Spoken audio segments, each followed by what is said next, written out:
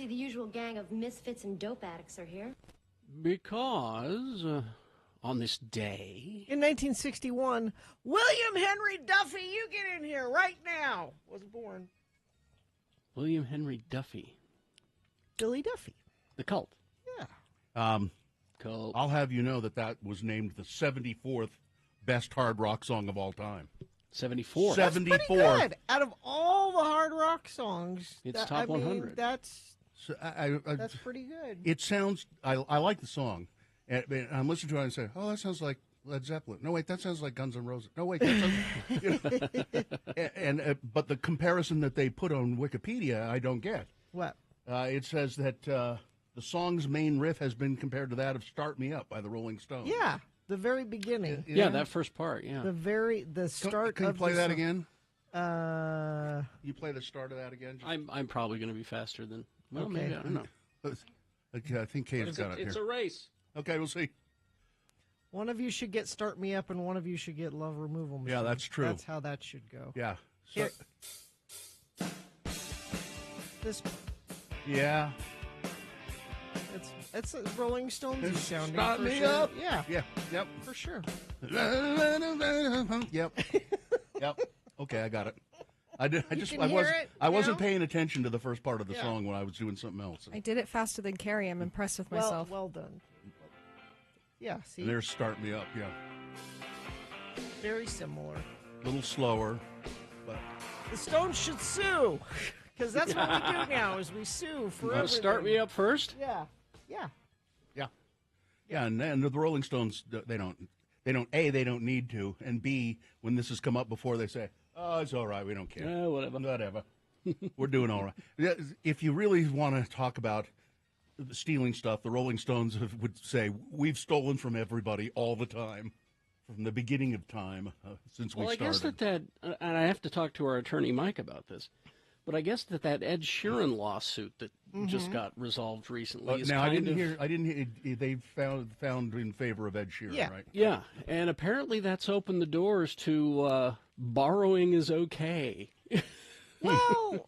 I mean, like I said, I want to talk to Mike about it so we can get the specifics, but the impression I got from this NPR story I heard yesterday was, well, it's going to happen. It's happened before. Well, and but there's a difference. Ed Sheeran's point was there's a difference between borrowing, which is, I really like that Marvin Gaye song, let's get it on. I'm going to write a song kind of like that. Mm-hmm.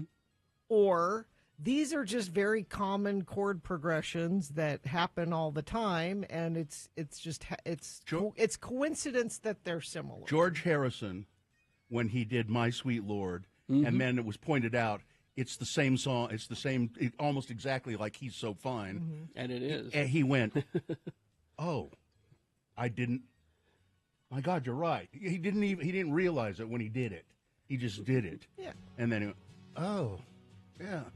But it's the point being, there's only so many combinations of notes and chords you can put together. Some things are going to sound similar. But Led Zeppelin, they really did steal that riff from Spirit. I forget the name, which song it was, but Spirit has tried to take them to court. Multiple times, and it never... They're all dead. But if you listen to them, and they did indeed tour with Spirit...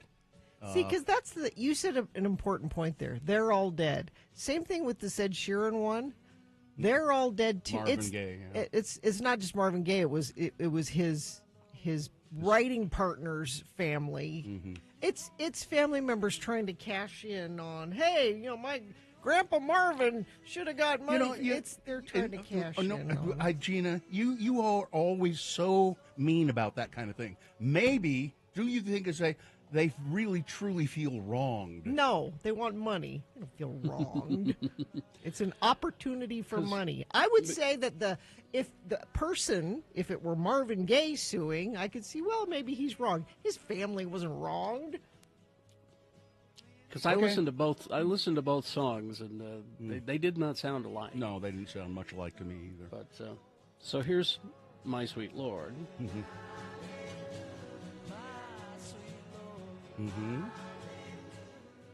And here's She's So Fine. My sweet Lord.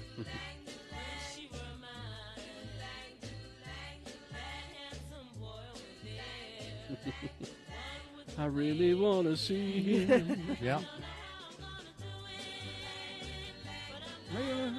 Yeah, I mean, it's the same song. It is. It's the same song. It's you sort of don't notice because they're going do-lang, do-lang, but Yeah.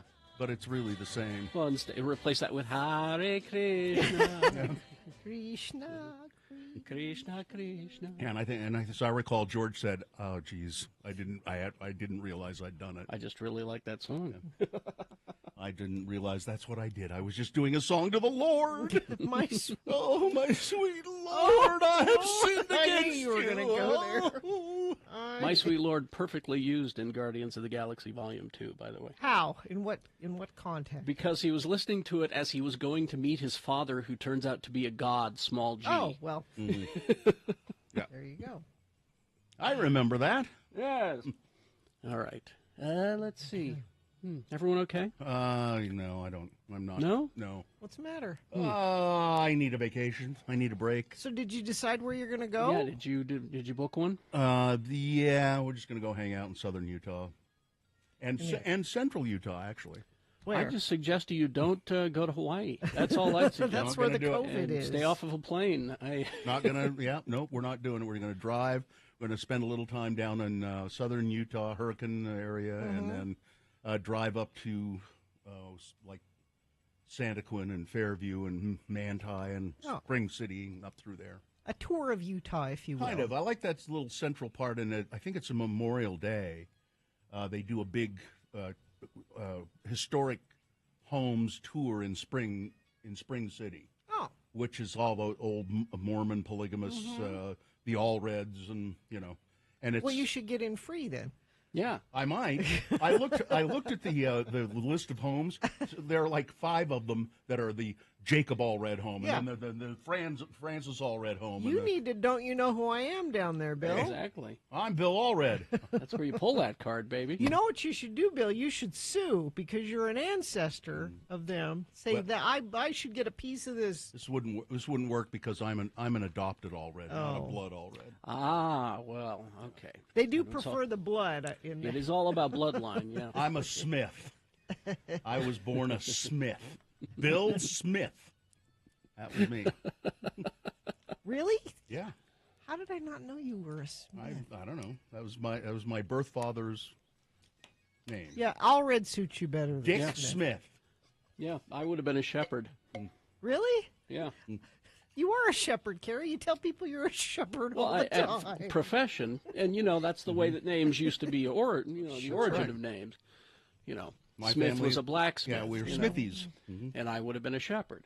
All would have been a Reds. shepherd. All Reds their profession was to be embarrassed all the time. Your profession. I'm professionally embarrassed. I'm really good at it. Look at this. And were I in fact a shepherd, I'd either be dead or in jail right now. So, Jackson was the better way to go. yeah, You're grateful that you ended up in the family you ended absolutely, absolutely. If I'd stayed a Smith, I probably would have been put in a basket made of bulrushes and sent down the river. Which would have been an adventure, Yeah. really, Yeah, if you sure think would. about it. in. They probably would have written stories Books about you. about you. Yeah. They might have. Anyway, we probably ought to. This has been farting around, yeah. That's enough of that, I think. That's plenty. An elegant way of wasting time. It's farting around with Radio from Hell on X96. You didn't know I was a Smith because you've never asked. Okay. I'm sorry. By the way, so we're going to do check-ins here. Yes. And we usually give away a Radio from Hell coffee mug to a random checker inner. Yeah. We're going to throw some Morgan James tickets into that coffee mug. Into the coffee mug. Morgan James, do you have to be 21? No, this is. Oh wait, yes, you do. I I'm think you do, sorry. yeah. 21 or older. So but that's okay. You know. And Morgan James, if you don't know who that is, an American singer, songwriter, actress. She's appeared in numerous Broadway shows, including Motown the Musical, Godspell, and The Addams Family. All right. So 877-602-9696. That's the number you call and just check in with the Radio from Hell show. We'd love to hear from you. Just whatever you want to talk about. Just say good morning. How you doing? What are you going to do for the weekend? Help us get the show going. 877-602-9696 is the number. Or you can text us, but you won't get Morgan James tickets or a coffee mug or anything like that. But text us if you like, 33986. Ladies.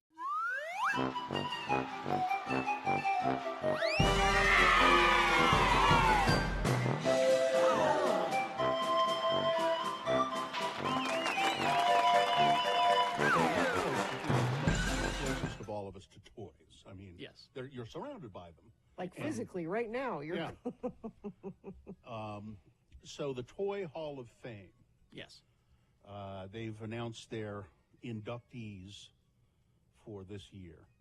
One of these I don't even know, and one of them I'm not sure why it's classified as a toy. So the National Toy Hall of Fame in New York announced this year's inductees are the classic doll Baby Nancy. Do you know Baby Nancy, Gina? It's just one of those, baby dolls that have been around forever. It's just one of the first and earliest, and it's just been a mainstay. I think the only doll I could really say, Betsy Wetsy. I remember Baby Betsy Nancy Wetsy. is the reason it's her. She's a black baby doll.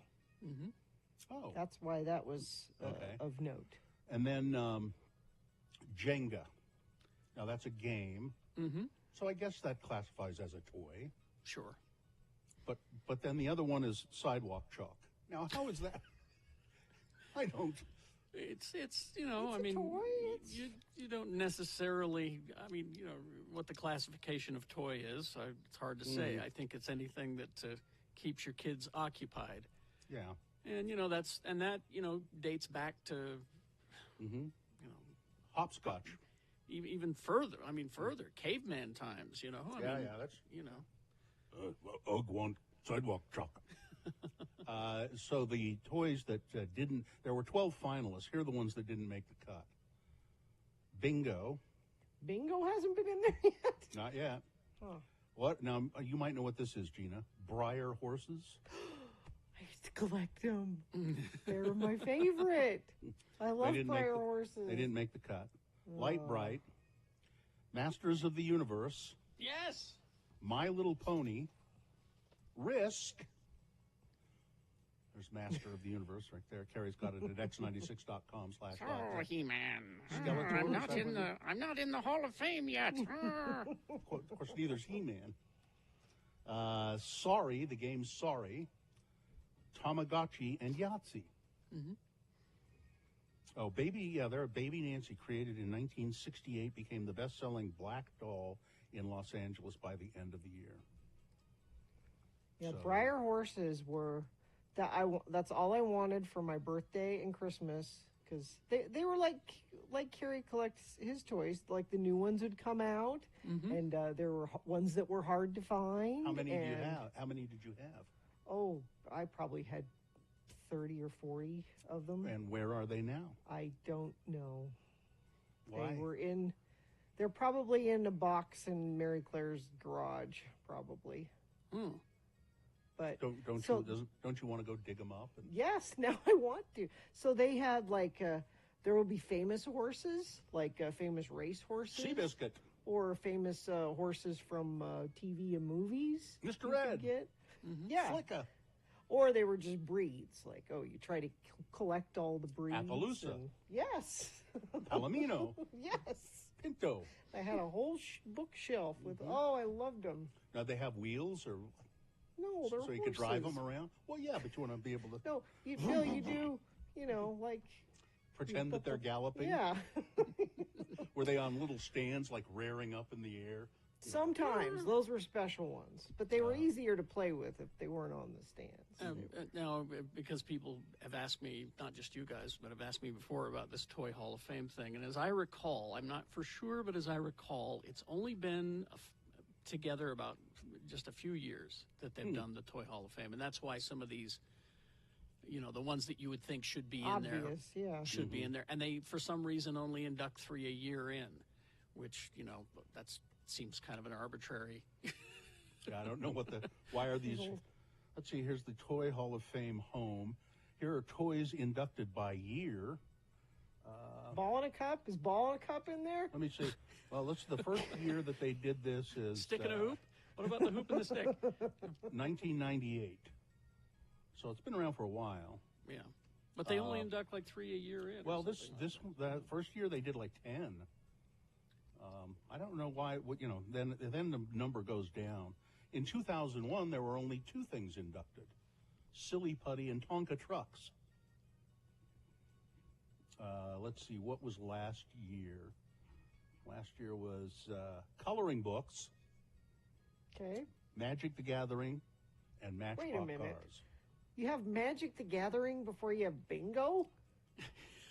That doesn't make any sense. I hate to break it to you, Gina, but Magic the Gathering is one of the biggest selling games I know, but on the don't you, planet right now. So but don't you start with, where we started? You Well, start with ball in a cup and bingo. Well, I agree with you. Coloring books. I mean, number one, the first place they started was, playing soccer with the skulls of your enemies. That's where, That's number one. yeah, that's number one. That should be. Yeah. Makes sense. You saved Magic yeah. the Gathering for Exactly. several years down the road. Magic the Gathering is similar to playing soccer with the skulls of your enemies, but not exactly the same.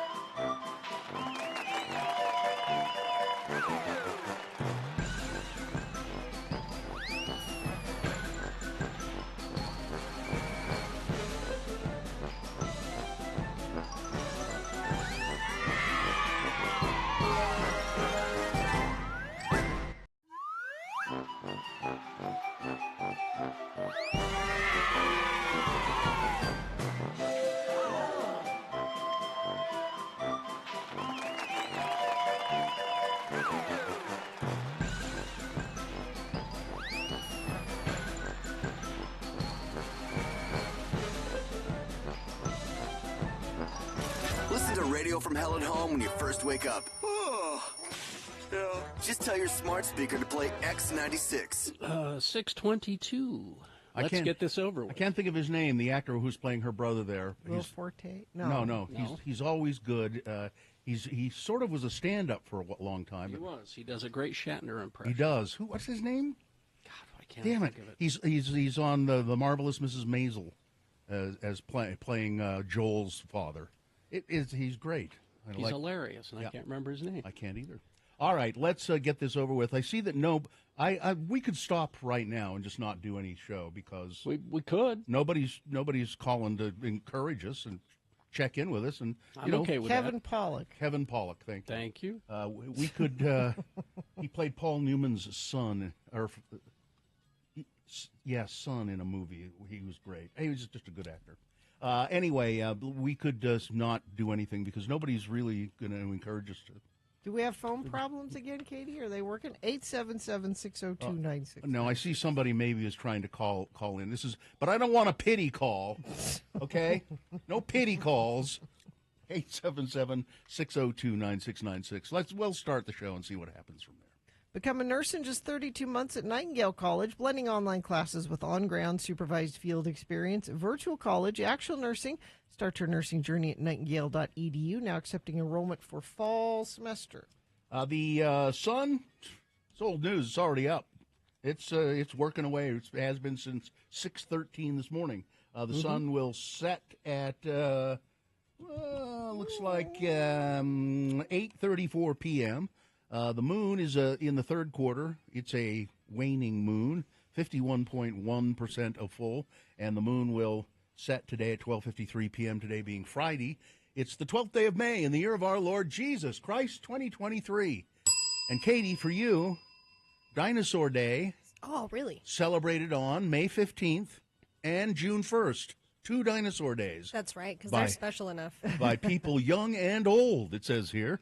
to relive their most fascinating dinosaur fantasies. Even though scientists have found many dinosaur fossils dating back millions of years in different parts of the world, there's still so much that people don't know about these majestic reptiles. Do you know where the largest dinosaur museum in the world is? No. China. The Shandong Tianyu Museum of Natural History. You should go there, Katie. I should go there. Has over 1,000 fossilized dinosaurs. And this is the Diplodocus edition of the show for people who feel like hell in the morning. Why Diplodocus? I don't know. Because I like saying the word Diplodocus. It's Radio from Hell, starring the Lords of Morning Radio, Carrie Jackson, Bill Allred, and Gina Barberi. Katie, for short, is our fine producer, the dinosaur lover herself. We also have Dawson and Jay helping out with the show. Diplodocus. Isn't that it's a fun word to say? Yes, Aren't there words? Diplodocus. It's the longest dinosaur, the Diplodocus. When I was a kid, and I was really into dinosaurs, like most little boys are, I thought it was Diplodocus because I'd never heard anybody say it. Now, correct me if I'm wrong, Katie. The Diplodocus looks an awful lot like a brontosaurus, right? Yes. Yes, that's why right. you know you're a dinosaur nerd if somebody says brontosaurus and you go, "Excuse me." Yes. It's a Diplodocus. Yeah. I took a dinosaur class in college. It actually took my science credit, and I was that person for a while. I'm not Of course you gonna are. lie. Well, you should still Get be. it wrong. You should still Well, be. and people don't know how to say like Parasaurolophus or things I like thought that was a skin condition. No, is. it's not. No? But Rub some ointment on that. Yeah. or Pachycephalosaurus. No. That See, was a hard one. That's the one with the dome head. Yeah, I don't know. When I was a kid, there were just like 5 dinosaurs. There were T-Rex, T-Rex, Brontosaurus, there was the Dimetrodon. Pterodactyl. Stegosaurus. Dimetrodon. Sorry. Is it Dimetrodon? It's Dimetrodon. Is it really? Yeah. Okay, 'cause see, I just always read it. I never. Yeah, they have that big spine on the back, and then they can swim in the water like a lizard. Anyways, yeah, that's hi guys. Hi, dinosaurs. Let's go to check-in, shall we? All right. 877-602-9696, and yes, Who do we want to start with? line 1, I guess, Nicole. Nicole. Hi, Nicole. Baby, baby, baby, baby, baby. Boy, as soon as I heard the call, I jumped out of bed, and then I thought about calling, and I remembered that when I call, I need to say, morning. Good morning. You were too excited. You had to calm yourself down. No, we like that you're excited about things, Nicole, because, Yeah, my dog doesn't. She just ran out of the room. you scared your dog. What? Oh, okay. You scared your dog with baby. Yeah. Nicole, have a lovely day. You want to say good morning to your dad, because I know he's listening. Oh, yeah, I do. Good morning, Daddy. I love you so much. The universe is going to be so good to you today. Oh, There that's you go. nice. The All right. universe is gonna be You're a ray of sunshine. Now Okay. get out of here. Well, no, wait, no. Okay. I'm sorry. You were in a mood, but you can't watch about Mr. Trump. He's just trash. That's absolutely true. Don't let It him is get to you, Bill. That's what Nicole said. Yeah, don't let him get to you. He's trash. I'll try not to. Thanks, Nicole. All right. Thank you, Nicole. Thanks, Nicole. Goodbye. Okay, bye. She is a ray of sunshine. Most She of the time, is. yeah. Colonel Coffee Bean checking in, out walking the dog before heading to work. Oh, Tim, the tree guy, has something he needs to say to you, Carrie. Oh, is Tim there? Yeah, he is. Hi, Tim. Hi, Tim. I didn't say I had something to say to Carrie. I first off, none of my kids like me like Nicole likes her dad. No kidding. No kidding. They're Yeah, they're very pretty close. impressive. They're very close. Actually, I was going to Supercross info that I was supposed to give Gina. Oh, yeah, That's right. It's this I'll- weekend. Tell I'll me. make it as quick as I can. The second most winningest rider in history, Eli Tomac. He blew out his Achilles heel last weekend. Oh, Damn. So he's out. They've lost out of the top 12 riders. They've lost 9. oh, gee. So these are going to be all new people that people are going to see this weekend? Is that what's going to happen? So it's not new people, but most of the privateer guys are getting a better shot at getting up there. Oh. All the titles are already won. That's already done, and it's Honda won everything. Well, wait, that's So- what I would expect. So this is Supercross up at Well- Rice Eccles this weekend is what you're talking about. Yeah, well, that's what you would expect. That's funny, Bill. No, actually, it's the first time in 20 years that Honda's won. So, anyway. That's my Muhammad, my son, not the prophet. That's his preferred brand is Honda. Is Honda? Mm-hmm. Oh. See, I've owned a lot of motorcycles, and actually, the nicest motorcycle I ever owned was a Suzuki. I've owned one motorcycle, and it was a Honda. I currently have a Suzuki.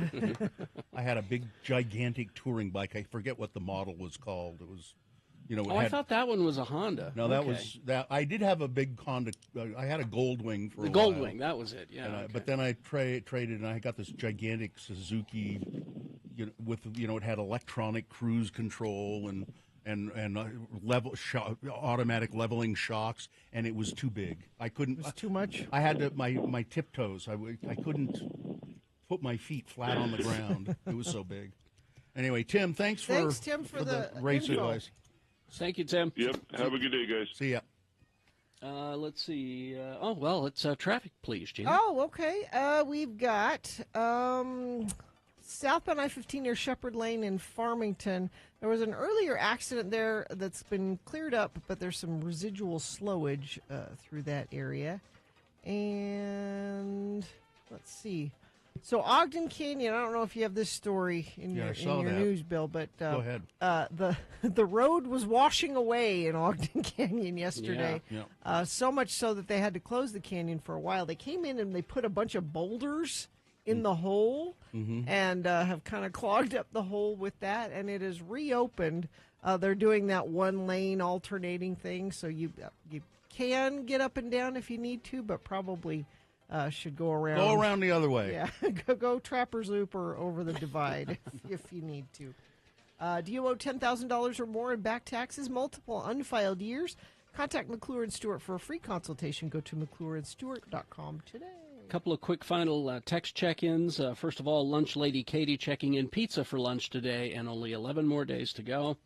And Stella checking in, I'm chaperoning senior prom on Saturday at an alternative high school. I was told my only responsibilities are to make sure that no one is having sex in the bathroom. All right. Yeah, well. Let's we got coming up in our next break, we got Big Boy News and Frank Christ presents They're Fine, They're Just Fine, our Dead Celebrity Game. Sean Means reviewing movies after 7 o'clock. Boner of the Day, all coming up. Have another drink with Jimmy as well. Stand by, X96.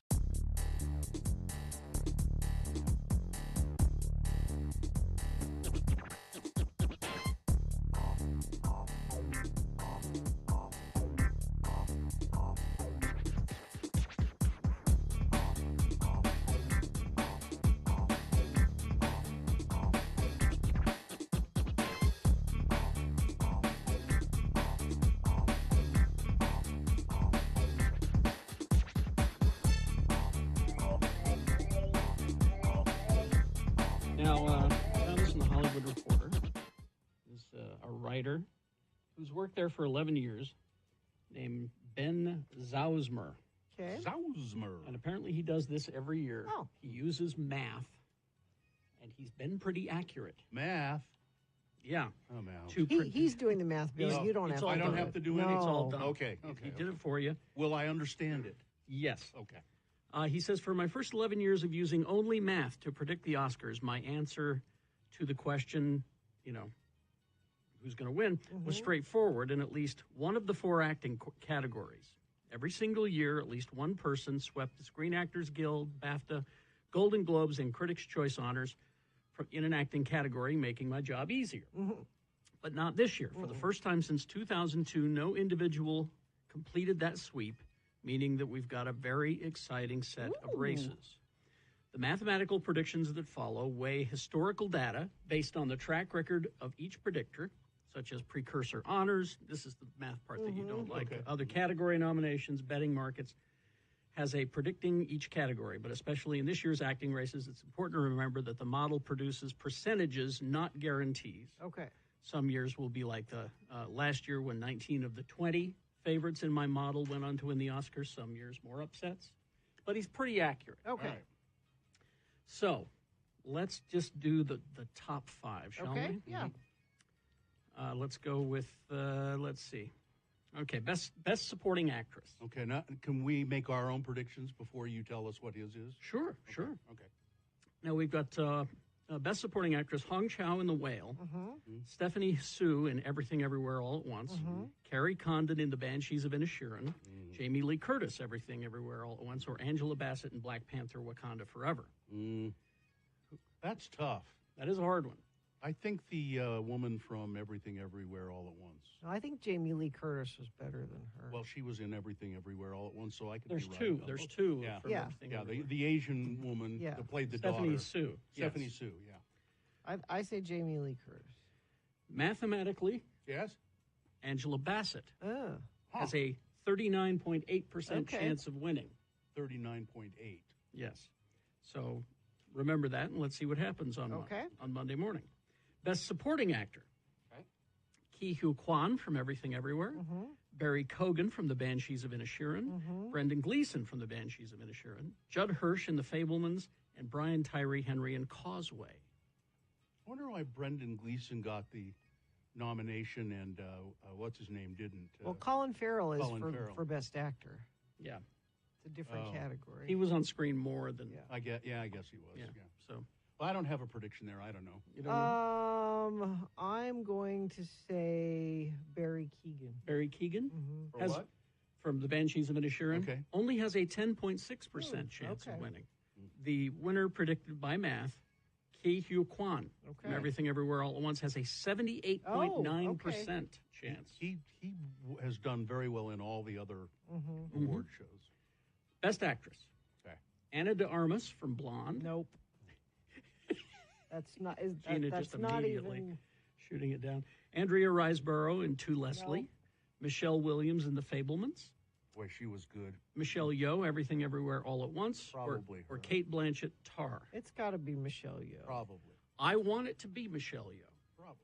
because she deserves it. Yep. Well, mathematically, what does it say? Mathematically, it will be Kate Blanchett. No. But look, I didn't like the movie, Mm-hmm.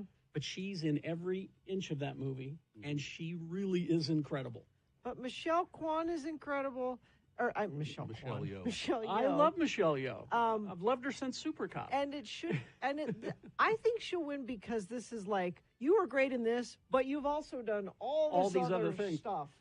But mathematically, it will be Kate Blanchett and Tar, 52.9%. By the way, I think you need to switch from Tilda Swinton to To Kate Blanchett? Kate Blanchett, because she can. Because she can do anything. She can do Yeah. anything. Well, I agree. She's one of my favorite Marvel villains, I'll say Oh, that. and I love her. I think she's She's amazing. really good. But And she's really good in this movie. I didn't like the movie, but she's great in it. Anyway, Best Actor. Paul Mescal, After Sun, Bill Nighy, Living, Colin Farrell, Banshees of Inisherin, Brendan Fraser, The Whale, or Austin Butler in Elvis. What's After Sun? Don't know. it's S-U-N? Yeah. Yeah. It's It's one word. It's a quiet film, Bill. It's it's a dad and his daughter. Yeah, never mind. I bet Brendan Fraser. Brendan Fraser? Yeah. I don't know. You don't know? No, I don't know. Well, Brendan Fraser has a 33.2% Okay. chance of winning, but according to math, Austin Butler in Elvis. I'm tired of impersonations winning Best Actor. Got to agree. I don't care for any of them as a general rule. 41.7%. All right, so Best Picture. No, Best Director. Let's do Best Director. Ruben Östlund, Triangle of Sadness, Triangle of Sadness. which I watched and I did not like. Was it a triangle of sadness? It was trying to be funny. Oh, It, really? It failed. Steven Spielberg in The Fabelmans. Great. Yeah, it's Really good. Todd Field for Tar. Martin McDonough for The Banshees of Inisherin.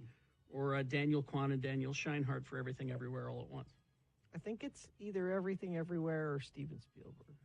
I would say Everything Everywhere, probably. Math agrees with you. 59.0%. Everything Everywhere All at Once. They have to give 2 Oscars for that. They're 2 directors. That's true. Okay, Best Picture. We'll end here. Avatar: Way of Water. No. Women Talking. No. Triangle of Sadness. No. What do you got against women talking? I haven't. You're I'm a woman talking. No, I'm just saying it's not gonna. Elvis. Elvis. Top Gun Maverick, Fablemans, All Quiet on the Western Front, Tar, Banshees of Inisherin, or Everything Everywhere. So All at every Once. movie that came out last year is nominated. Well, I think Doctor Strange isn't on there. I think it'll be Everything Everywhere because it's nominated across all categories and. Will those old crotchety Academy voters? I didn't understand it. I'm not gonna. Steven Spielberg. That was a story I could understand. It was about movies. It was really a fine movie too. I need to see it. I was prepared to kind of not like it, but I did. I liked. I mean, besides Sean Means, I know of one other person who's seen all of the Academy Award films. Yeah, I haven't. I need to catch up on some. So it's easy for me to say because I saw Everything Everywhere. But according to math, Everything Everywhere All at Once will win Best Motion Picture 68.1%. Those of you out there who have not seen it, please do yourself a favor. Great. Go see Everything Everywhere All at Once. This last time I looked, it was still at the Broadway. That's what I was just going to say. And also the Fablemans is a very straight ahead Fred movie for the most part. You know, it's just telling the story of this young guy who wants to make movies, and it's loosely Steven Spielberg. I don't see it at the Broadway, I'm afraid. I think you can watch it on demand. I'm sure, yeah. Yeah, it's probably free by now, I would think. I don't know. You could see Cocaine Bear at the Broadway. They have Cocaine Bear. Yes. All right. So let's see how the math does on Monday morning. Save those, will you? When we are here. Okay. All right.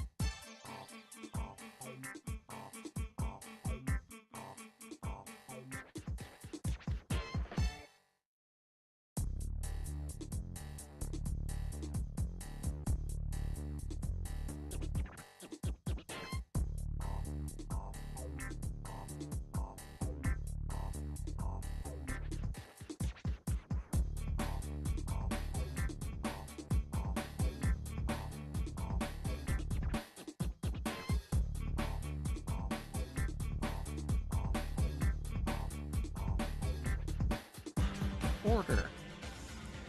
All right, coming up after this big boy news and opinionuendo, it's Frank Christ presents They're Fine, They're Just Fine, our dead celebrity game. You'll be given 4 celebrity names. 3 of them are fine.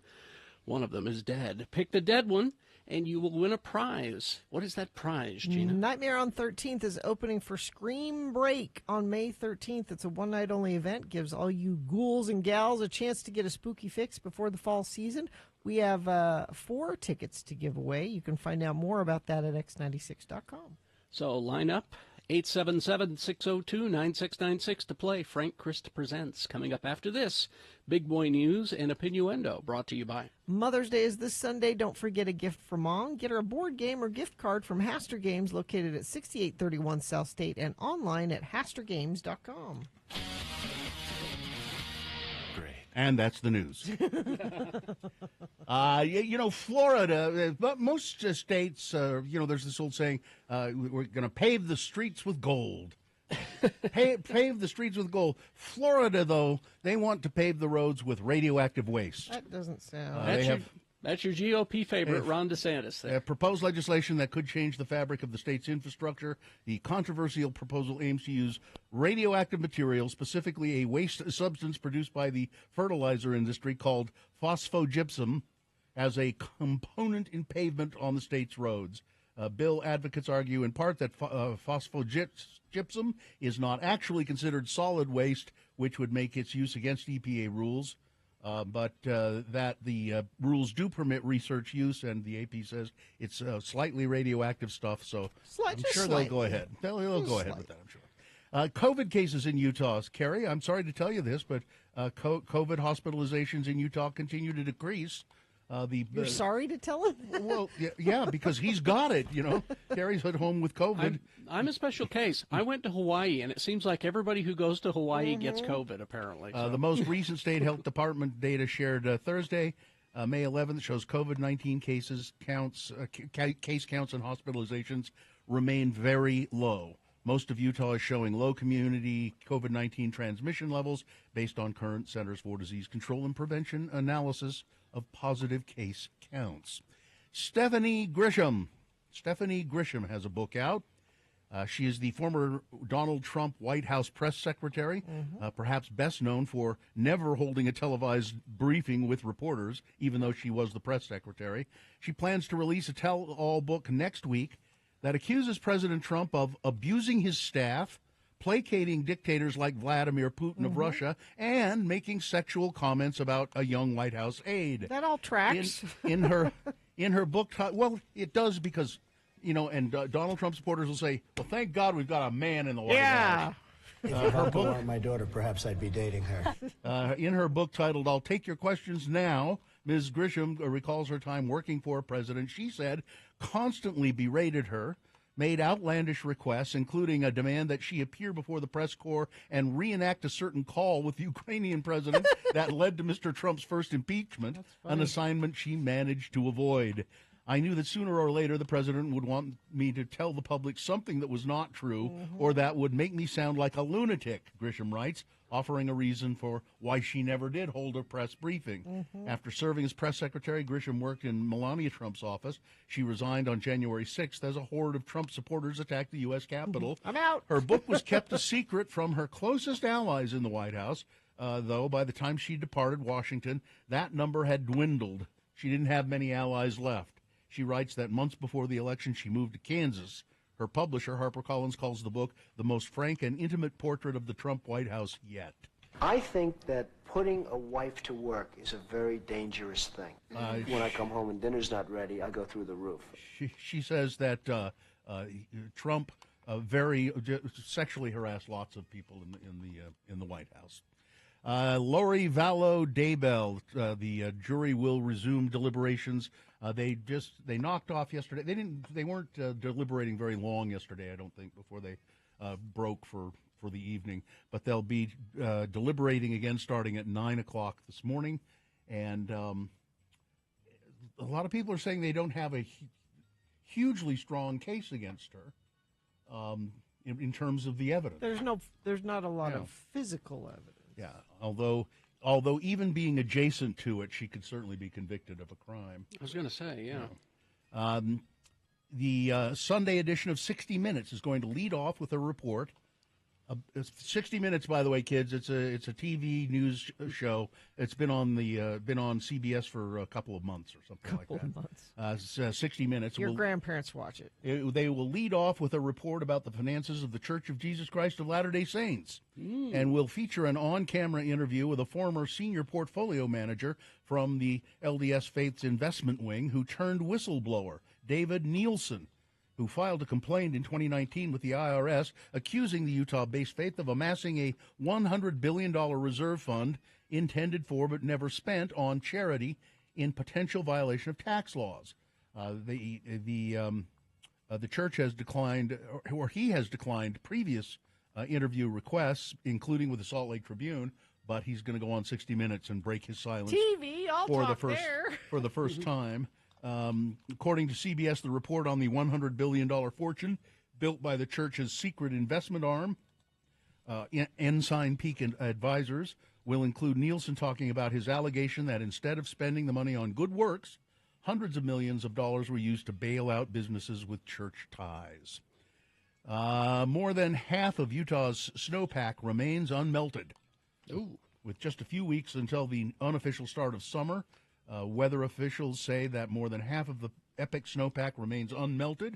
In the newest Utah weather outlook released on Thursday, the National Weather Service shared that latest information on snowmelt and the state's drought status. Utah set a record for the state's largest ever snowpack in March with 26.1 inches of snow water equivalent. That's the record since they began keeping records. And finally, this story.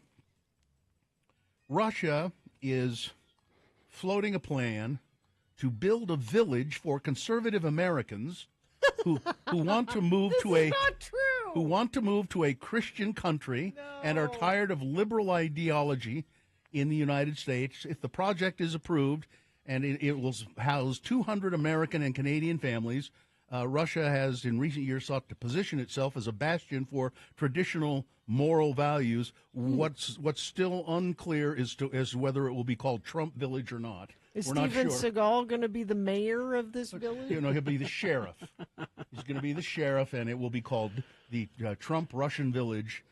Is that an Onion story? Is that a real story? No, it's a real story. And if there was any doubt in your mind that Russia was behind this whole right-wing, push for morality these days, right there. It's right there. Actually, this is good news. Go. Make it a huge village. It's only 200. Only 200 people. That's they very got to start exclusive. somewhere. It's very exclusive. All right, that's it. Sports, weather, traffic. Oh, let's see. Real Salt Lake plays LAFC tomorrow at 7:30 p.m. In the NBA, the Denver Nuggets over the Phoenix Suns. Denver leads that series 4-2. Celtics over the 76ers. That's all tied up at 3 apiece. Tonight, the Knicks and the Heat at 5:30. Warriors and the Lakers at 8 o'clock. In the NHL, last night we had Dallas Stars over Seattle Kraken 5-2. Dallas leads that series 3-2, and the Hurricanes and the Devils. Hurricanes over the Devils 3-2.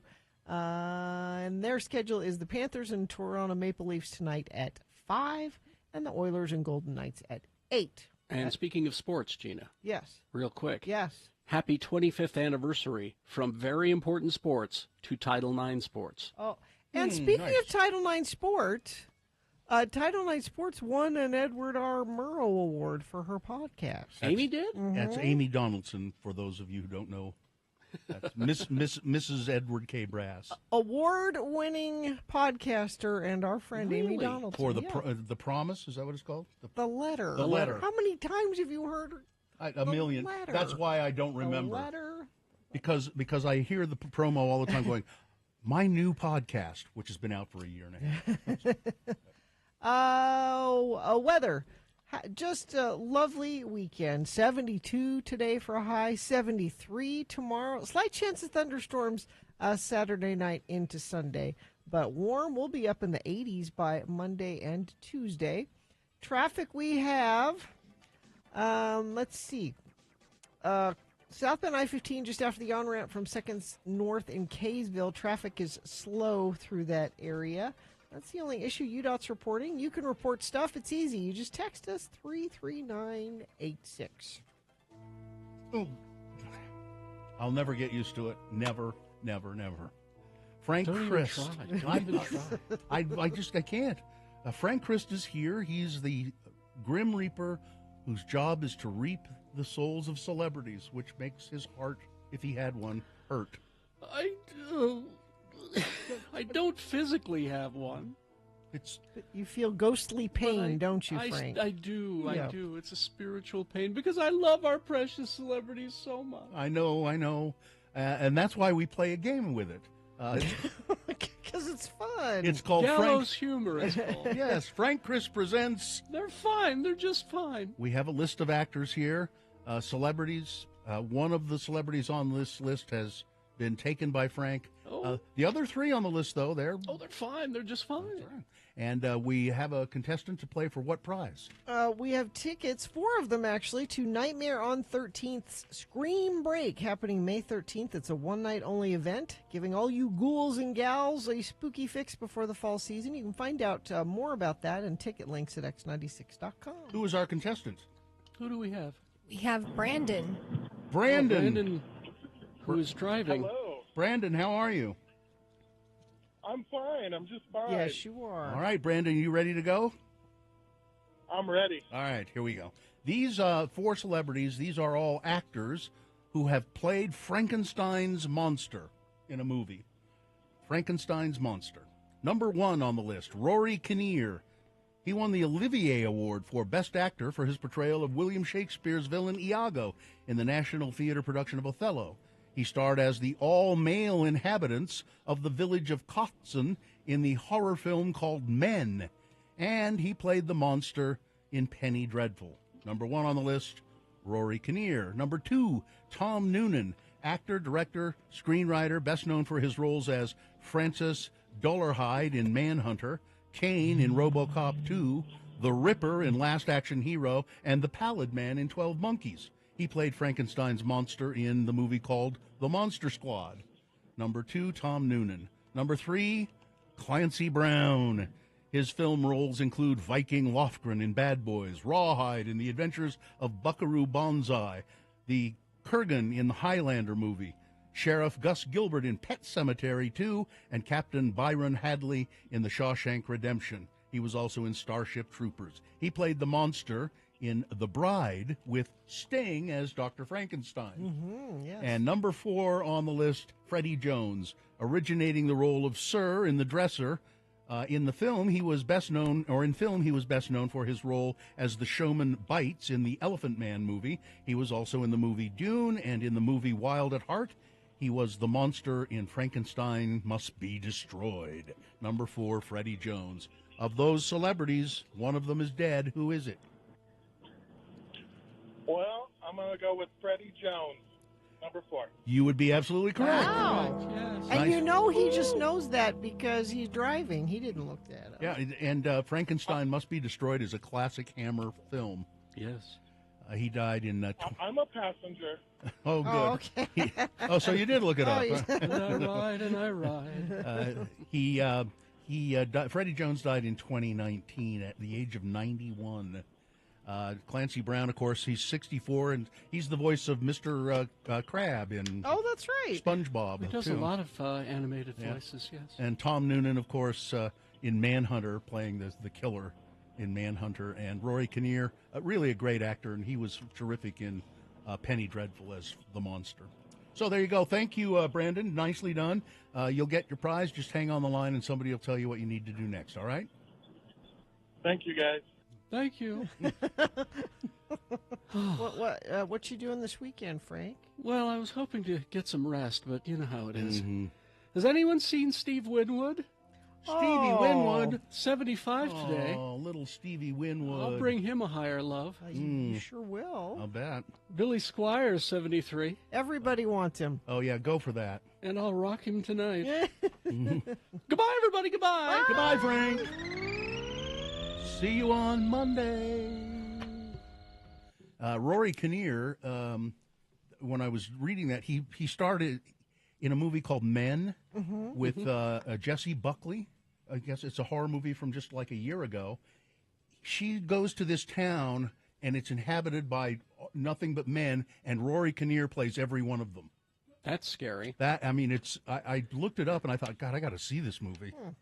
I love the premise. Yeah, and he's really a good actor, and I love Jessie Buckley. So. Yeah. All right. Sean Means cannot be with us this week, so we'll talk a little bit about movies tomorrow, or next in the next break. I mean, sorry. Okay. We'll find out. Get a little up to date as to what's playing and all of that. All right. We'll do something coming up, but we do have Boner of the Day and Big Boy News all on the way. KXRK Provo. Oh, no, we're good. Go ahead. 96.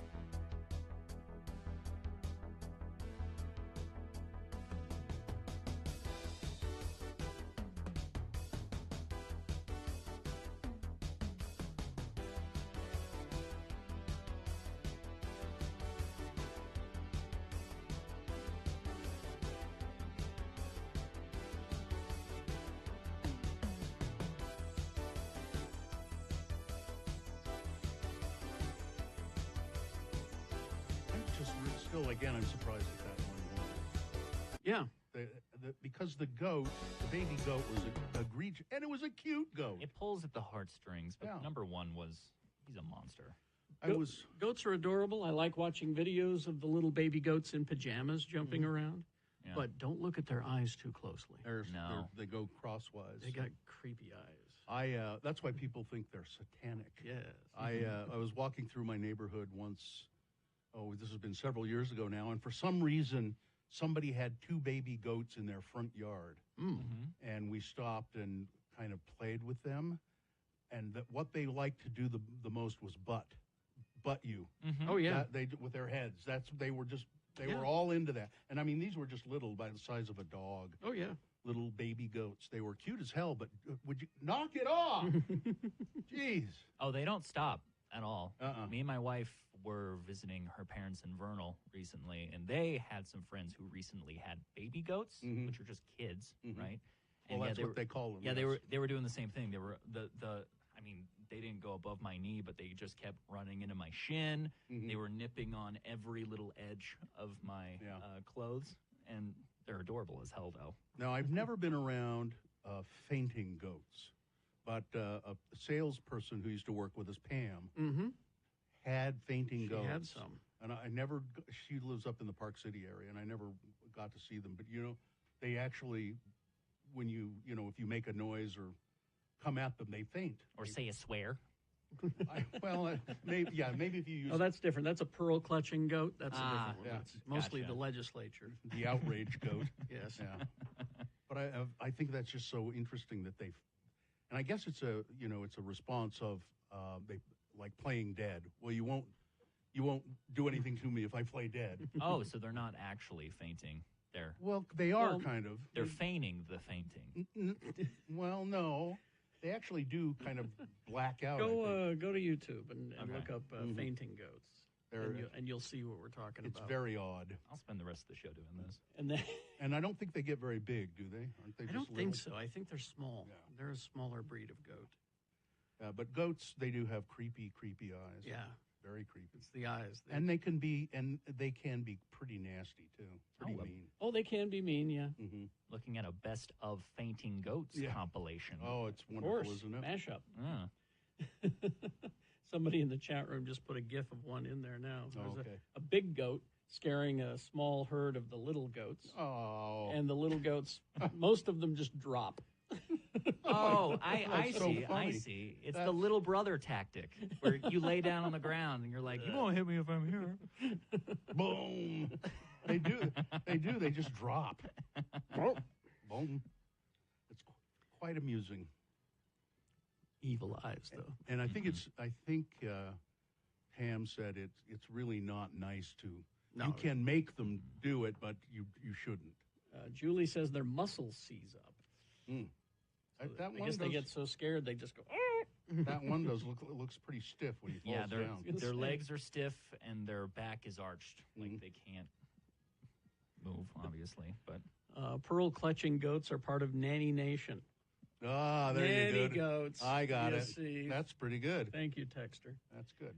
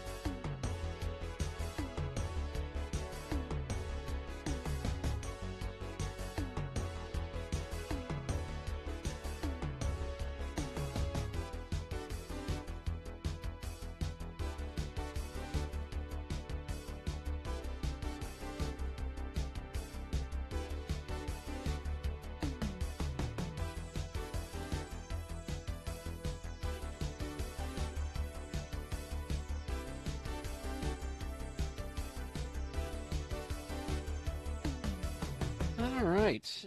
It is 7:05 right now, and I guess you can't play Sean Mean's music because he's not here, right? Well, I can. we're going to talk about movies. I looked up all of the movies that are being released. No, you didn't. Katie did.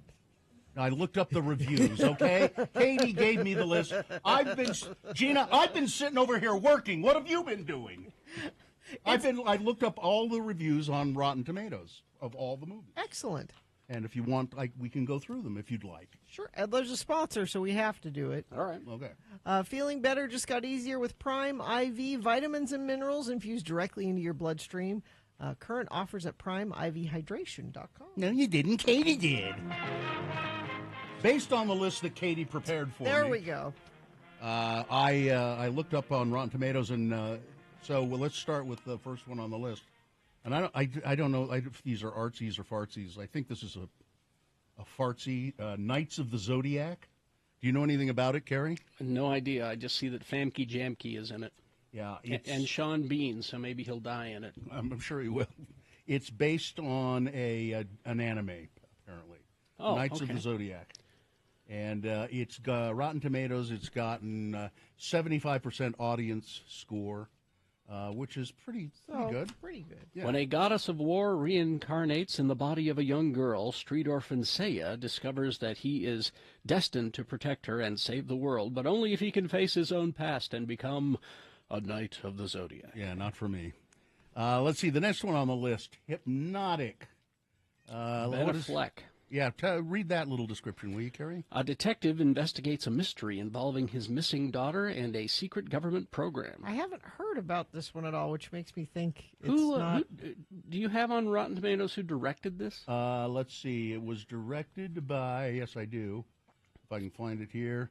It's directed by, well, he probably want to take his name off of it because it's Robert Rodriguez. Robert Rodriguez. Okay, see, okay. I was hearing about this. He shot this, famous Robert Rodriguez fashion. Mm-hmm. He shot it in just like no time at all, and threw it together and put it out there. And that's it's what a horror movie. And that's what the audience says.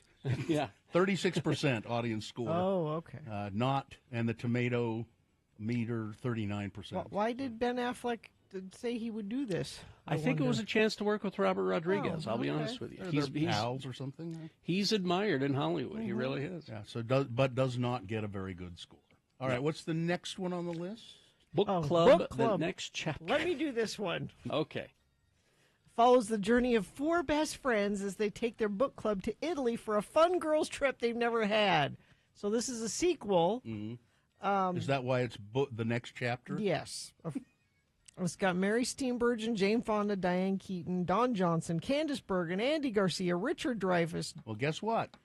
The audience score for Book Club, the next chapter, 80%. So, really? So there was a big discussion in the family. We had all agreed for Mother's Day, we're going to see a movie on Mother's Day.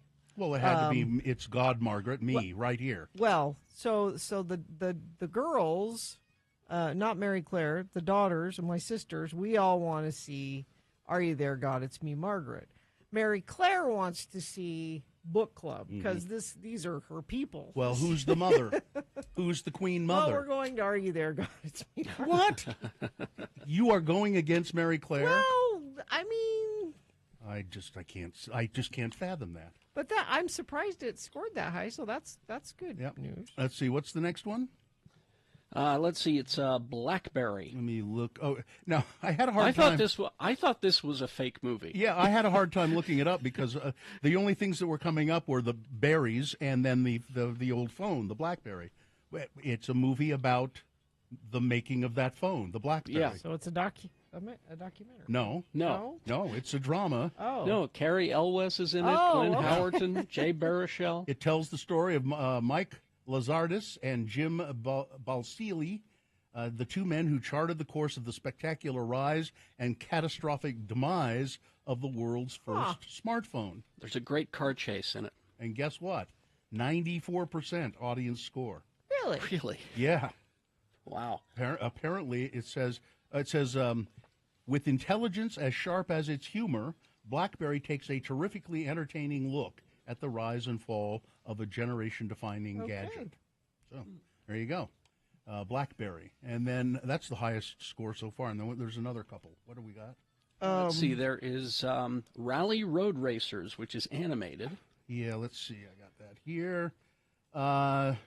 There's no audience score on. Oh, because it got fewer than 50 ratings points. Oh, so nobody's seen it, really. Yeah. The voices are Chloe Bennett, J.K. Simmons, John Cleese, Catherine Tate, Jimmy O. Yang. Based on the reviews, there are 9 reviews of it. It got 78% on the but just not very many tomato meter. So, it may be okay. Sounds like it's okay.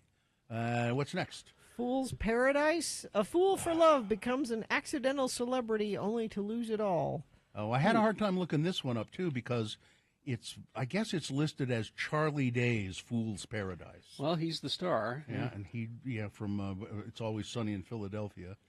And I'm trying to click on that one, and it's not letting me do it. Jason Sudeikis, Adrian Brody, Kate Beckinsale, Jason Bateman. A lot of people. Ray Liotta, he's dead. There's a picture of Ray Liotta right here. It finally came. 43% is all on the Rotten Tomatoes. So not great. And then is there one more? Nope. That's it? That is it. So I guess we'd go see book club. Now I feel bad about book club. You should feel bad about overruling Mary Claire on her day. But it's my day too. It's all of my sister's day too. We're all mothers.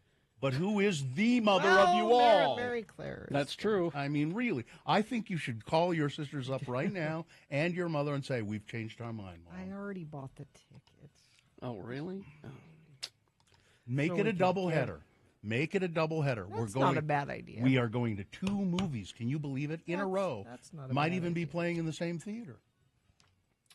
Oh, Blackberry. Well, I guess Blackberry's the movie to see now that I think about it. I guess so. Well, I should have seen Guardians of the Galaxy by now. But you're all COVID. But I'm all COVID-y, and I'm taking myself away from people. How do you feel? How do you feel today? I do feel better today. You Good. sound a little better today. Yeah, I'm about 40% better. My sinuses are still a little swollen, not as bad as yesterday, so I can't say my head is exploding. I got some really good sleep last night, and I think that really helped. Ed Brass told me, he says that's the best thing you can do is to sleep it off, and that really has been helping. But Carrie, Guardians of the Galaxy has 92% audience score and 92% from the critics. It's getting huge reviews. Yeah. They're saying that out of the Marvel Cinematic Universe that there's now 2 perfect trilogies, and that's the Captain America trilogy and now this one. Oh. And I agree. And I haven't even seen it. Well, people you trust and respect have said good things about it. Yes. All right, well, there we go. That's the best we can do for movies without Sean Means. We hope we muddled through. Hope he's back next week, I think. Yeah. 7:13. Traffic? And traffic, Gina. You know, UDOT is not reporting any accidents, and you aren't reporting any either. That's your job. Why aren't you doing it, friends of the program? Well, I think UDOT has the day off. 33986 is where you can text us things you're seeing on the road or in the road or next to the road. Or it's a good time to buy a Toyota. Visit your local Toyota dealer today. Toyota, let's go places. Here are the boner candidates you're going to vote for very shortly. Number 1, making sure she gets the message. Number 2, the airline says he doesn't have a leg to stand on. And number 3, well, he got a lot of views. All right, there you go. We've got Boner of the Day, Big Boy News, all coming up in the next break. Stand by. X96. Let's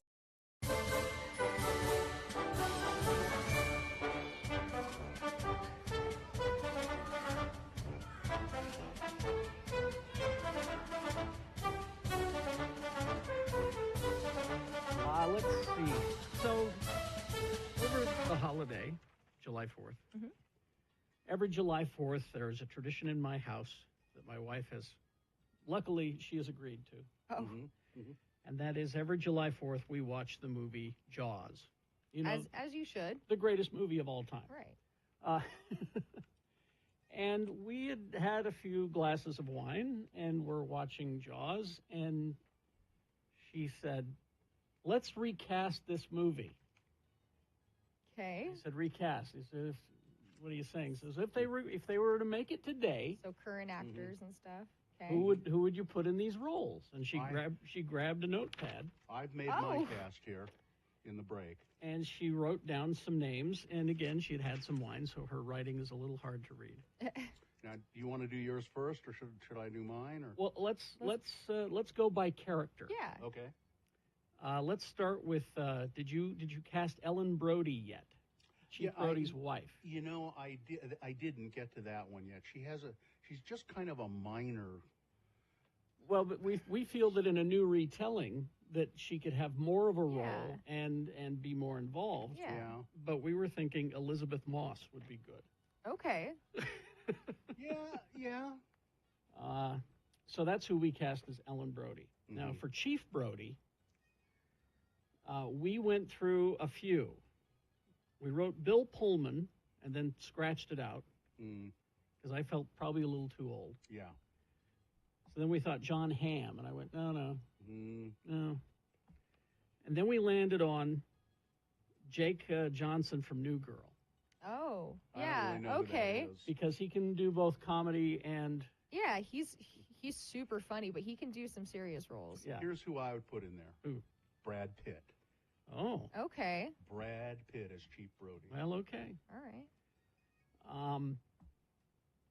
Again, I'm casting from the cast of New Girl. Mr. Hooper, Okay. the Richard Dreyfuss character. Right. And you remember, he's got to be younger. He's got to be, kind of wealthy. Mm-hmm. He's a self-made shark expert. You're thinking Schmidt from New Girl, aren't Not you? Schmidt, Oh. no. Lamorne Morris from New Girl, who was okay. also in the show Woke. Yeah. He can do just enough exaggeration and everything that I think he would be a good Hooper. he's Again, great, I too. don't even know who that is. Very funny. He's super great. I would pick Seth Rogen. Yes. For Hooper. I'm Yes. always down for a Seth Rogen Seth moment. Rogen, because he has the tendency to get excited. And, Mayor Vaughn. I have the perfect one. You will never guess our casting for Mayor Vaughn. Who? We went with Peter Dinklage. Yes.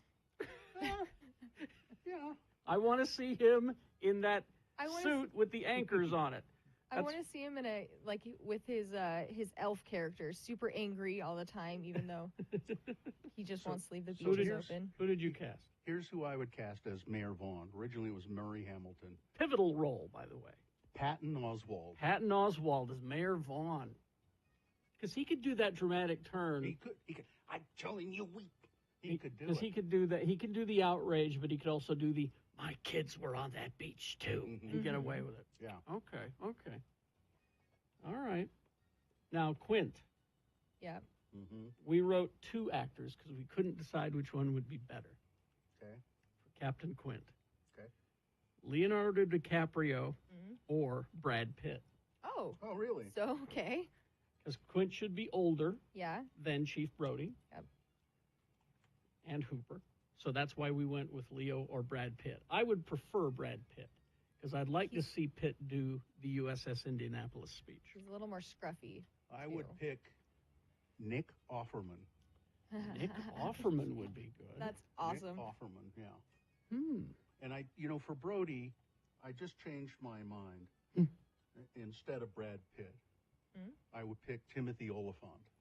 Timothy Oliphant would be good. And put him with, who did you cast as his wife? Elizabeth Moss. Elizabeth Moss. Yeah. There you go. Oh, now actually, Guy in the chat room has the perfect casting for the mayor. Bob Odenkirk.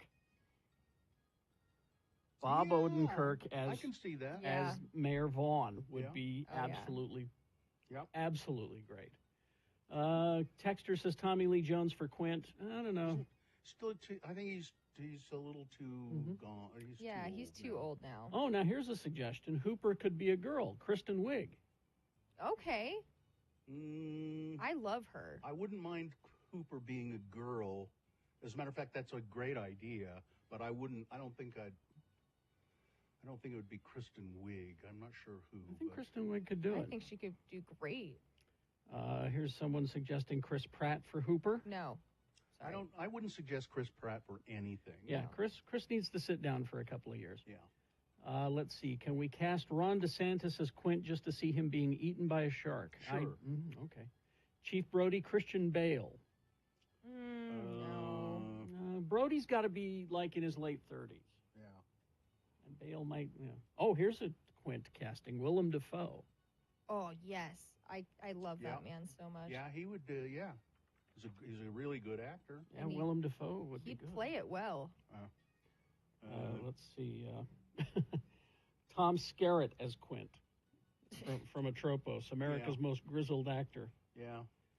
Quint should be Samuel L. Jackson, according to a texter. You could do, if you did Brody as Timothy Oliphant, you could do, what's her name, Drew Barrymore as his wife. There you go. Because they were together on that. She'd be good. Great. They were together on that the show where Santa she was Clarita Diet. Yeah. where That she was show's eating great. people. Yeah. They were zombies. Yeah. Let's see. Josh Brolin as Quint. Yeah. That'd work. He's excellent. Mm-hmm. Army Hammer as Jaws. Oh. Oh, boy. Okay, because he's eating he likes people. to eat people. Because he likes to eat people. Mm-hmm. And now they want us to cast the entire cast of Jaws using Muppets. No. Well. Terrible. Sam the American Eagle is Mayor Vaughn. Yeah? Yeah? There. I said it. That the works. pivotal character. The most important character. Mayor Vaughn. Yeah. We must leave these beaches open. Anyway, that's what happens when we get drunk and watch Jaws. We had Mrs. Kintner, Aisha Tyler. We decided that Alex Kintner, the kid, should be played by Nasim Pedrad because she does Chad, the 14-year-old kid. Yeah. We wanted to see her, being eaten by the shark as Chad. All right, sorry. It would have helped if I'd been drunk right now, but Unfortunately, you're on air. yeah. Oh, and Andrew says, no, America's most grizzled actor is Ed Harris. Ed would be okay as Quint, but not as good as I think our other casting. Yeah. He would be all right.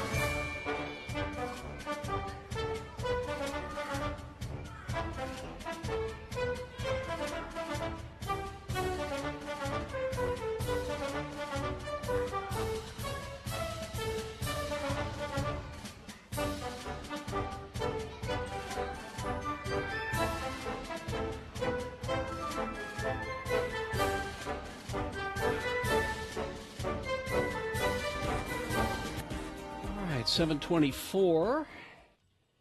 And it is time now for Boner of the Day. 3 news stories. These will be examples of bad, stupid, or funny human behavior. And you will decide with your vote of these 3 candidates which one is the worst, which one deserves to be Boner of the Day for today, the 12th of May, 2023.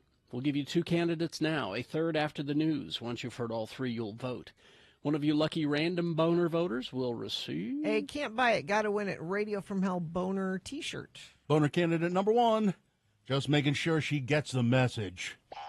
Heather Chisholm is a 23-year-old single mother with a full-time job and 2 young kids. Every day she picks up her 1-year-old son from daycare, and he comes home with a daily report in his lunchbox. These written reports keep Heather updated on Milo's mood that day, when they changed his diaper, and if the staff needs her to pick up any new wipes or supplies. According to a local TV station, quote, she wrote that she may have missed a note about Milo's diaper supply in a recent report, but said that the staff at the school said nothing about diapers when she picked Milo up. After bringing Milo home, she went to change his diaper and saw that it had a handwritten message scrawled in permanent marker across Milo's belly. There's a picture Mom, of it. I'm out of diapers. Please read my report. If you go to x96.com/live, you can see that they just wrote on his belly. Yep, permanent marker. She's tried to watch. I think this is the one picture after trying to wipe it off, rub it off. Yeah. It's going to be there for a while. Yep. Heather was outraged. She said she tried scrubbing the ink off Milo's torso, but it remained even after a few washes, forcing her to go so far as to cancel a trip to the beach. Heather decided to fire back at the school. The school has since taken swift action against the people who did it, the so-called caregivers. You can miss notes, and I get that he needed diapers. How hard would it have been to say when she picked him up, you might have missed the note, but Milo's out of diapers? And she probably would have said, okay, I don't know what you're tomorrow talking I'll about. bring you some diapers, and that's I don't know what you're talking about. Why did I make this a boner candidate? You're crazy, Gina. Boner candidate number 1, making sure she gets the message. Here's boner candidate number 2. The airline says he doesn't have a leg to stand on. Dealing with a prosthetic leg is not as easy as people think it is, said Michael Williams. Well, I didn't particularly think it was easy, but Michael has a problem. He says dealing with an airline that lost your prosthetic leg is even harder. You can't do this to somebody that's disabled. Just say, hey, we lost something of yours, but we're not going to pay you for it, Williams said.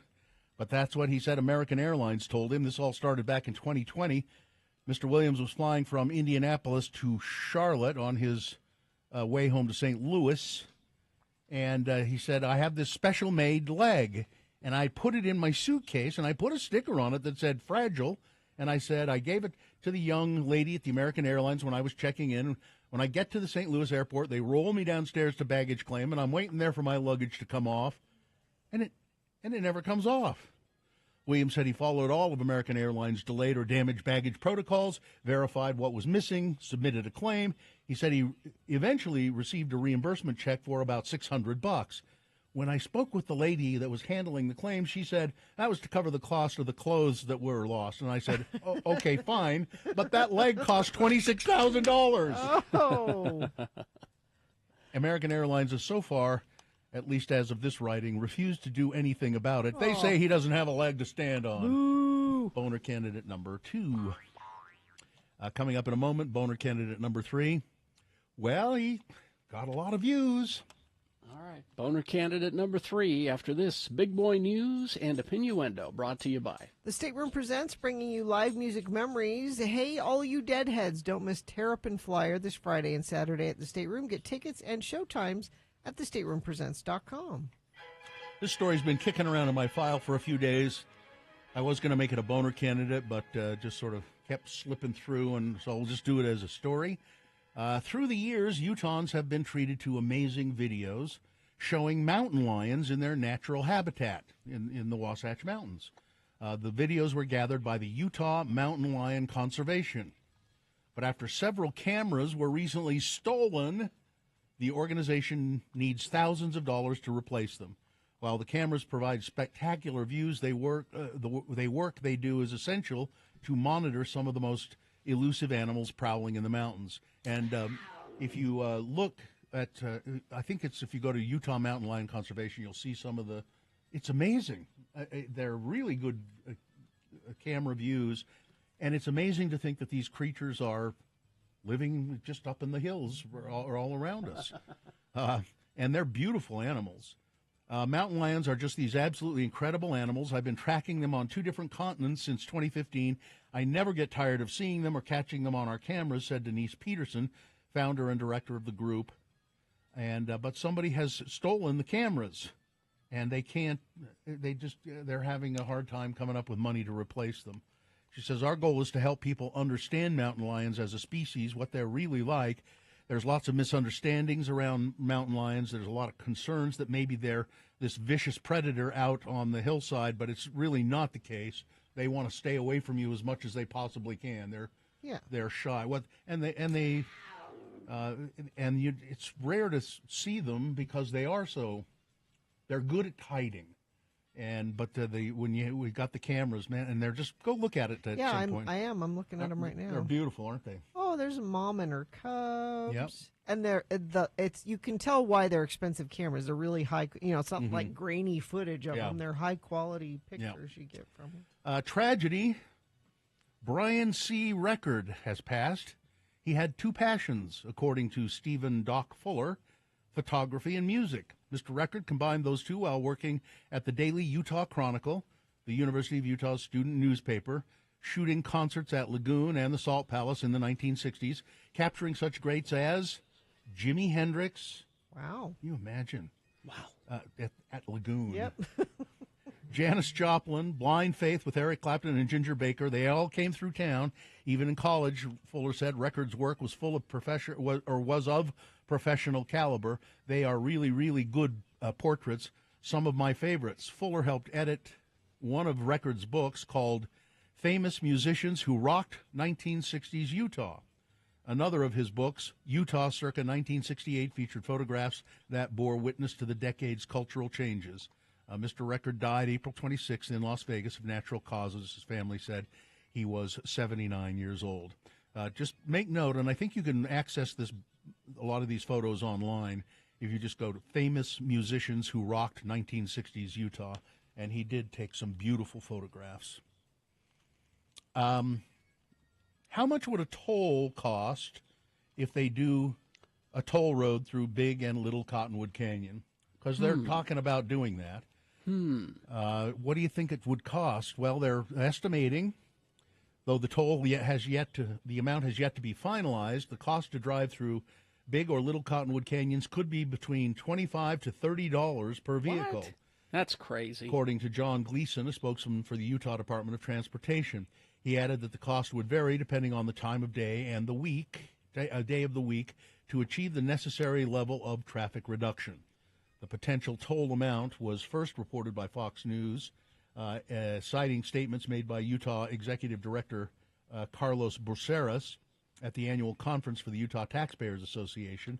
And so that means that rich people will be able to go up the canyon. That's what that means. The presentation slides show an estimate, toll between $25 and $35 per car. That's ridiculous. I mean, that's what they're hoping, to discourage people from coming, but it's making it so only people that can afford it can go. That's not fair. UDOT project manager overseeing Little Cottonwood Canyon said that the expanded bus service will be in place prior to UDOT starting to enforce the tolls. He also said that the tolls wouldn't start at the mouth of the canyon. Likely, the only people paying would be people visiting the ski resorts. So they'll figure out a way would be further up the canyon. Yeah, the toll would be further up the canyon. I guess maybe that would work, but that's way too much. I mean, if you're going to do a toll, that's too much. Facing growing pressure to show progress in their investigations, House Republicans on Wednesday detailed what they say are concerning new findings about President Joe Biden's family and their finances. They didn't find anything. The smoking gun, according to the Republicans, is recently obtained financial records connected to the president's son, Hunter Biden, brother James Biden, and a growing number of associates who received millions of dollars in payments, they say, from foreign entities in China and Romania. They suggest, without evidence, that the payments were part of a wide-ranging scheme to enrich themselves off the family name. Trump, anyone? To help them get their congressional that's why they're doing it. And the head of that committee, James Comer Jr., nobody asked him about the time he beat up his girlfriend. They should. Nobody asked him about that. But he admitted he has no direct evidence that Joe Biden has done anything wrong. And he's like, but there's this money. See, this he can throw. They don't know the difference between accusations and evidence. They think that they can just say things, And you guys in the media, or you guys in the courts, or you guys, anybody, have to look into this. Yeah. And you should, not us. We're just making the accusation. You need to prove it. Go. And we can keep talking about this accusation and keep it in the news cycle for a very long time, even though there's nothing. And finally, here's some good news. The U.S. Army training base Fort Benning has been renamed Fort Moore, as part of a larger effort by the military to remove associations with the Confederacy. The Georgia base, which was previously named for Confederate General Henry L. Benning, was redesignated in honor of General Harold Hal Moore and his wife Julie. Together, Hal and Julie Moore embody the very best of our military and the best of our nation. But Mr. Benning did not. He was a pretty bad guy. Yeah. Nobody liked my idea, which was we name it after Annette Benning, and then we don't have to change the signs. That's true. That's a great idea, Carrie. Why did nobody like that? Beloved actress Annette Benning. Well, you'd have to pay to add the word Annette to the sign. No, I don't need to just change Fort the sign. Benning. It's on record now as being named after Annette Benning. All right, that's it. All right. Weather, traffic. You're going to have a nice warm day today, 72, 73 tomorrow with a slight chance of thunderstorms, only about a 20% chance.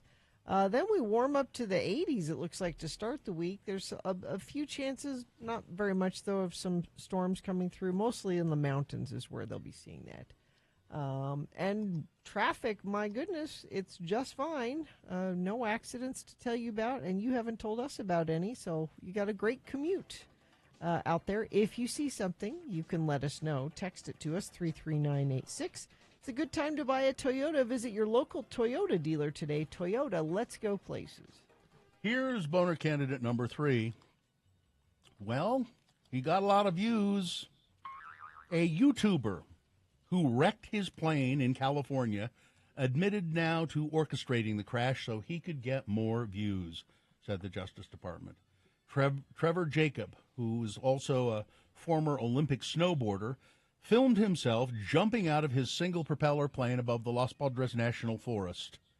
He then uploaded a video titled, "I Crashed My Plane," to his YouTube channel, which has around 137,000 subscribers. Now Jacobs pleaded guilty to 1 count of destruction and concealment with the intent to obstruct a federal investigation and could face up to 20 years in federal prison for his scheme.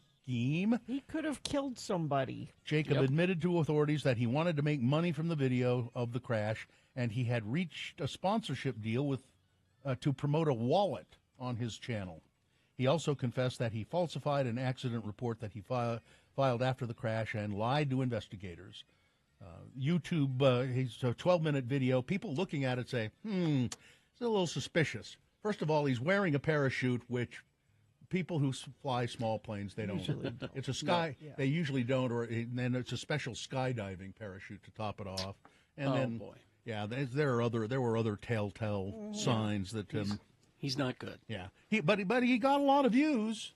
Boner candidate number 3. All right, let's review the first 2 and vote. Boner candidate number 1 is making sure she gets the message. Mother bringing her little son home, 1-year-old son home from daycare, and find a message about diapers scrawled across his stomach. Boner candidate number 2, the airline says he doesn't have a leg to stand on. This is the Missouri man who says American Airlines lost his prosthetic leg and they won't reimburse him for it. And number 3, well, he got a lot of views. All right, here we go. You've got to decide of these 3 candidates, which one is the worst, which one deserves to be boner of the day for today, May 12, 2023. 1, 2, or 3. Remember your candidate number, the one that you think should win. Put that single digit in the message of a text. Then text that to 33986. Easy. Or you can call the producer's booth in Salt Lake at 877-602-9696. They'll take your live voice votes.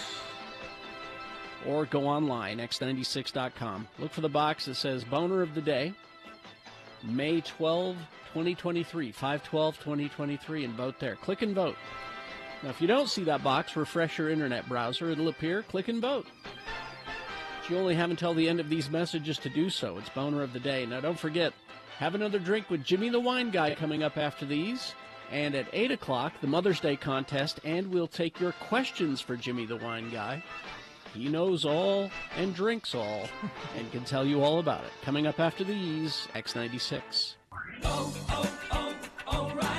Make your tires shine with Superior Coverall Tire Shine at O'Reilly Auto Parts. Our professional parts people can help you choose the right cleaning supplies for your vehicle. Finish any great detail job with Superior Coverall Tire Shine.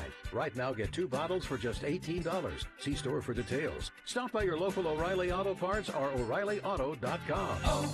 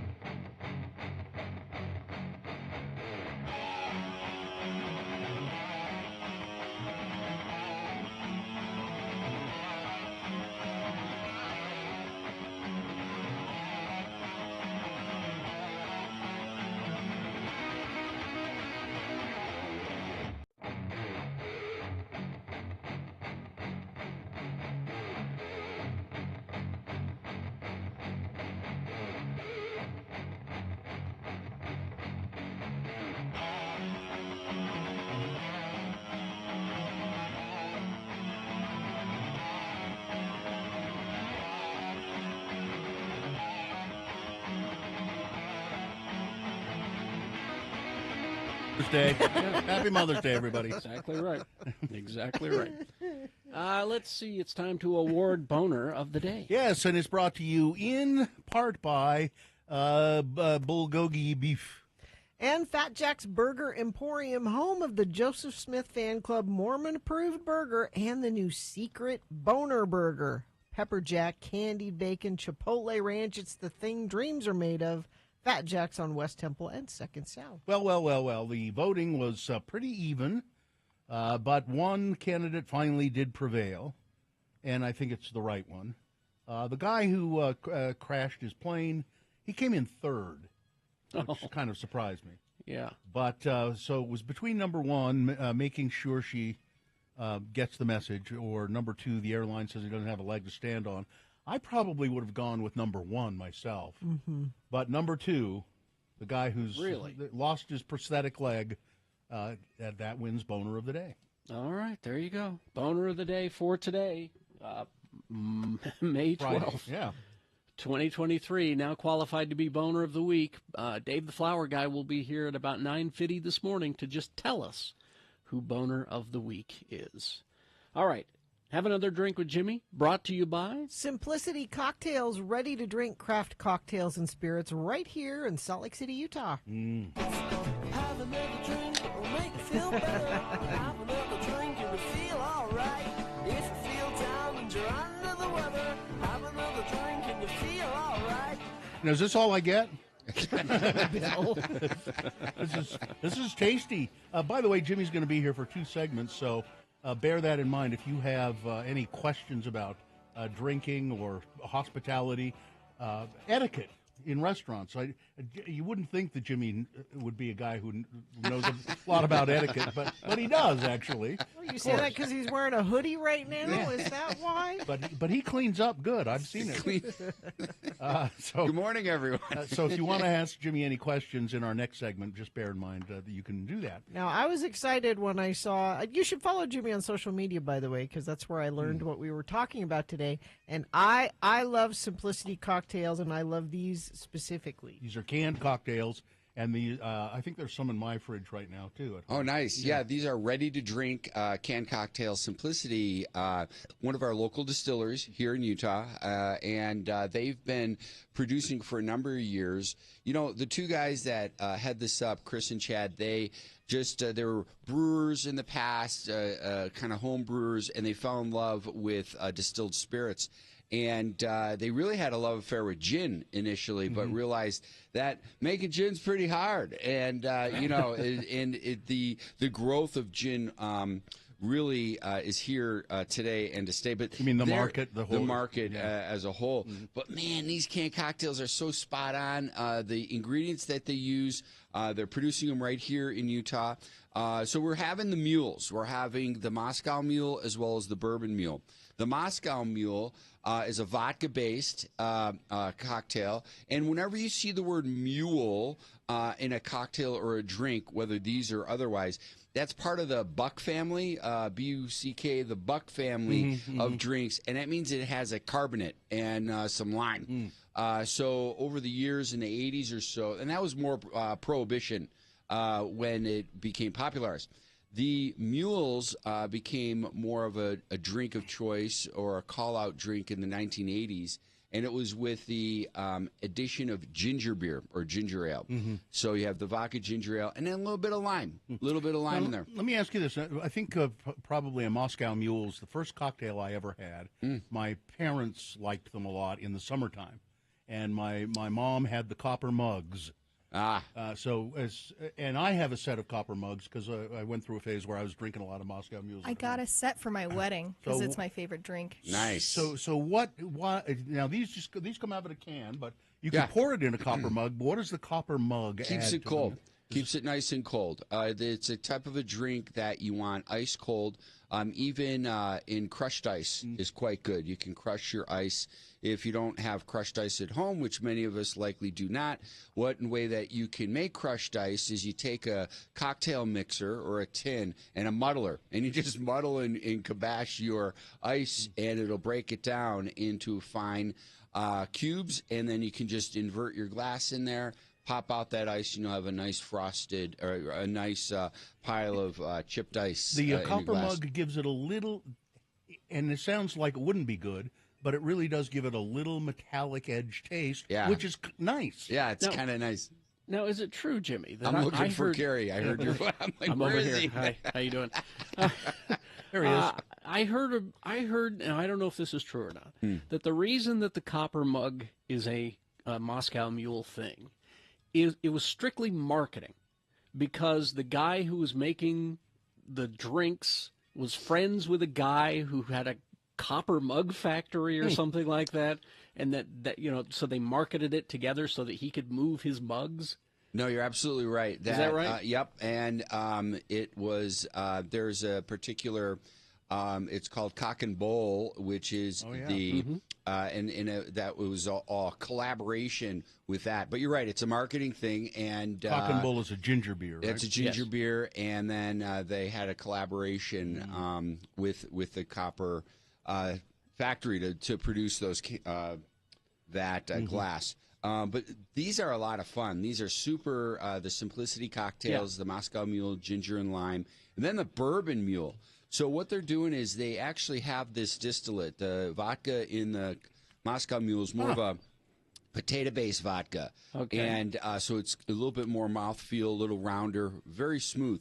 They also, at Simplicity, I'm not sure if our listeners know this, but they sell their vodka in a can in various formats. So you can get vodka as small packaging format as 200 mil, traditional 355 as we have here, 750, as well as even 1750. So that's a double bottle in either glass or a box. And who doesn't need a box of vodka in their life? Exactly.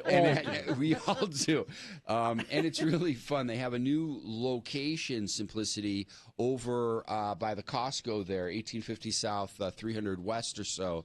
And we're actually going to be the doing wine store, and then you can go to wine store, you go to Costco, and then you can hit Simplicity. That's all you need. Little trifecta right there. Yeah. So the Bourbon Mule, that's what I'm just guessing. It's bourbon and ginger beer, right? That's right. It's Bourbon, good. ginger It's beer, so a little good. bit of lime. I've never had this before. Sounds great. Yeah, and they also make, they have their bourbon there also in a can. And I've had it. It's about 55, 59% alcohol by volume, full strength, high proof. But it's great. Why do you need a can of vodka or a can of bourbon in your life? Why wouldn't you? Why would? camping. I'm going to give you Totally. a camping. Yeah. Camping, very portable. And with the canned spirits, they have a reclosable lid. I don't have a can here to feature, Yeah, but it's really cool. Yeah. It's I'm nice. there You today. don't have to I am drink there the whole today. thing when Right, you open it. right. Yeah. No, they lent the closing top, and they won a design award a few years back for it. So I love that they're right here in Utah. You know, it's great. So why is the Moscow Mule? Here's called a Moscow Mule. It was with the Russian vodka at first, so that the name was adopted from that. It was just figured. People thought vodka Russia. That's All this layering with the marketing and packaging Carrie mentioned with the copper and things like that. And, sometimes good ideas are drawn on a napkin and made into a cocktail. Well, so bourbon is mostly associated with what? With what area of the world? America? Well, Kentucky, America, right? yeah. So maybe it should be a Kentucky Mule. That's what I've heard them called. Yeah. Oh, have you? A Kentucky Mule. Then there's Irish mules if you use Irish whiskey, and what is it? A Spanish Mule if you use tequila. That's right. Yeah. Yeah. So it's fun. Clearly, I know mules because they're my favorite. Apparently. Well, Simplicity cocktails—they're pretty tasty. I gotta tell you. I've had their Moscow Mule, the Simplicity one, and it is absolutely delicious. Can I see the can of the Moscow? Or sure. Either one, I don't care. I gotta try this bourbon one though. One of my favorite things to do is add a splash of cranberry juice into a nice. Moscow Mule, and that so you good. like that? Nice you like touch. that? Lucky 13 calls it that time of the mule. and I think it's really entertaining. But it's That- probably my favorite drink. I get it. Haha. It's The that alcohol time by- of the mule. The alcohol by volume on these is nice too. It's 6% on the Moscow and a little higher, I believe 10 on the Bourbon Mule. And what's nice about that is sometimes these canned cocktails, they can be a little proofy. They can be a little higher. So to have it at 6% as a ready-to-drink cocktail, I think it's refreshing. You know, you don't have to.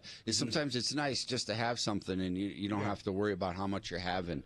Yeah. And the proof on this is really quite good, balanced, good carbonation to it, and the acid really comes through. I'm really thrilled about these products. Yeah, these are delicious. I'm gonna go to that store this weekend. This is It's Mother's Day. This is what I want for Mother's Day. This is what I want. You know, and in fact, next Saturday, not this Saturday, but next Saturday on the 20th, we're doing a component tasting cocktail at Simplicity where I'm breaking down these two drinks where we're going to taste the base spirit, and then we're going to build into the ready to drink and then finish with a cocktail. 2 o'clock next Saturday. $45 per person. What else are you doing at 2 o'clock on next Saturday for a quick hour? Join me. This is only 20 proof then, 10% alcohol, 20 proof. So I'm having a little more. There you go. Because it's, you know. Because it's not quite getting Bill where he needs to be. Well, with a sip. it's because it won't get me. It won't get me where I need to be. Let me ask you price points on. $3.49. $3.49. $3.49 per. And then if you want to buy just the bourbon that you buy in the can, that's high proof though. Higher proof, 55% alcohol by volume. All right. If you have any questions for Jimmy, he will stick around and answer your questions right after these. 877-602-9696. He clearly knows all and drinks all. He knows. Well, he can answer any question you have. Yeah, we can talk about restaurants too and food and all of that kind of stuff. Jimmy knows it. All that in the next break, so stand by. Traffic, Gina, please.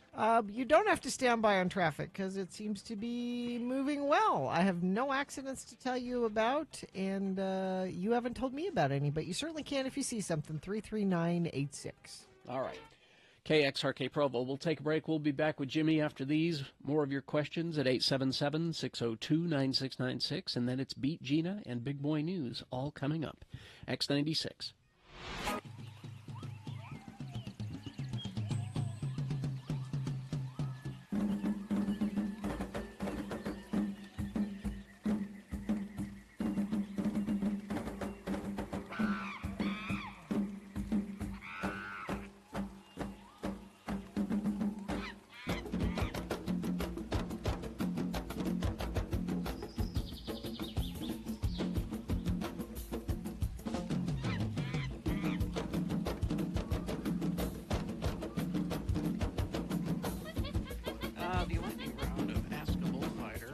You could still get in a phone question if you want, 801-359-9696 or 877-602-9696.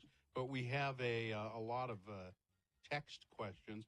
How about your health insurance, Ammon? There must be some restrictions, or you have to have. You must be risky. You have to have special health insurance, or what? I don't. It probably would be a good idea if you were going to do it. You've had injuries. Good idea. Just thinking about this, are you? All right. Hey, wait a minute. Why didn't I think of that? So what do you? I mean, has your health insurance covered you so far? Yeah, on the cases where I've needed to go, a lot of the injuries are, you're just going to be sore. You can't really do much for it. Cinch you up. We just cinch you up on the kitchen table. Yeah, Until that big brain injury comes around, and you're going to wish you had it. Let's see. Text question. Not me, of course. I want to ride a bull once before I die. How would I go about doing this? Good. Well, that's his bucket list, I guess. Yeah, it's probably easier than a lot of people think. Make it the last item on your bucket list. And finally. Actually, the Broken Heart Rodeo Company has practice where they buck out some of their younger animals just to see how well they'll perform. And I'm not sure if he's still doing it, but usually it's every Wednesday night in Ogden, the Golden Spike Arena. Really? Just show up and. Yeah, like there's kids from high school that come and get on, or guys from college that just haven't been riding for a while that want to get back in. You have to pay a little fee to do it? Yeah, I think it's like $20, and usually there's enough guys there that have the equipment that if somebody, I've been there before when people have shown up that have never been on an animal before. I don't have my own rigging. Yeah, they help them do it. So Listen to you. that would be a good. And I know on the website, on the Golden Spike Arena website, there's a calendar, and it'll list on the days that they have practice. All right. Let's see. How many bones have you broken? Pretty standard question. Probably 5. 5. What was the most painful one? No pelvis, I hope. No, my pelvis is functioning great. That's good to hear. Good news for your fiance there too. My worst injury is probably my ankle when I broke it and dislocated it. Have you ever seen a rider or bullfighter lose their life? I have not. That has not happened. Okay. Not where I've been. Thank goodness. Let's see. Do you have to be a big guy to be a bullfighter? Yeah, I would think because you're over 6 feet. I would think you'd want to be a little guy, like a smaller target. Yeah, I don't know. I mean, I don't know if I'm big or not, but this is my size, and the guy I work with is the guy that I fight bulls with. He's about my same size, and I kind of think of it as there's more cushion for the pushing, or I can take more of a hit. And so maybe if I was a little smaller, maybe if I was smaller, I'd break more bones because I got some padding. I don't know, but Let's see. Growing up in Franklin, Idaho, where there was nothing to do, have you ever gone cow tipping? No, actually we tried one time to see how close we could get, but they weren't really sleeping. So. Well, you got to make sure. Isn't that just a myth? I kind of think it is. You can't push a cow over when they're asleep. Gina? I'm going to look it up. That's bull. Look it up. That bull is what that is.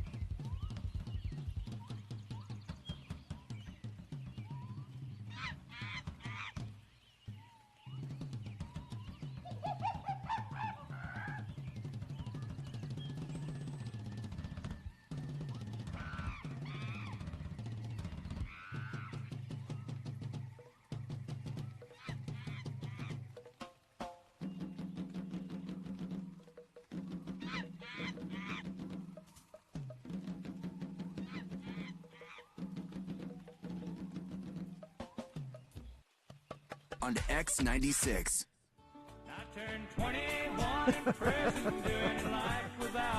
Is this a mother song? I don't know. Oh, Mama cried. Okay. Mama cried. We're going to have more with Jimmy in a second, but we want to give away something for Mother's Day.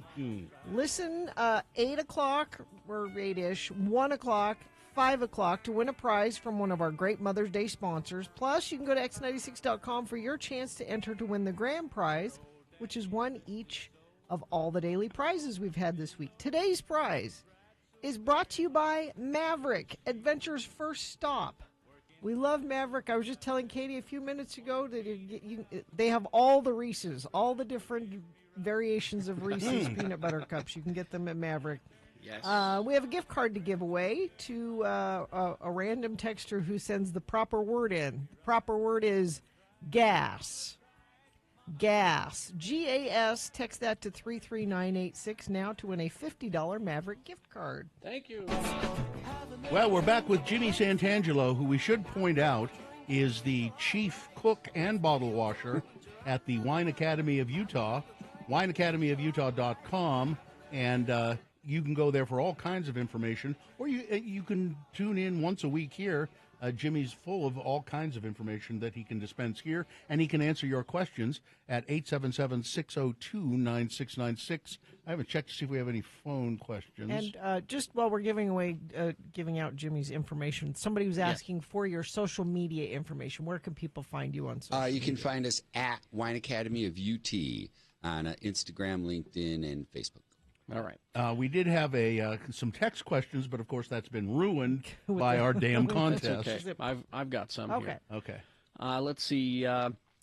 Can you get those Simplicity cocktails at the state liquor store? Yes. Yes, you can. Yep. Yeah.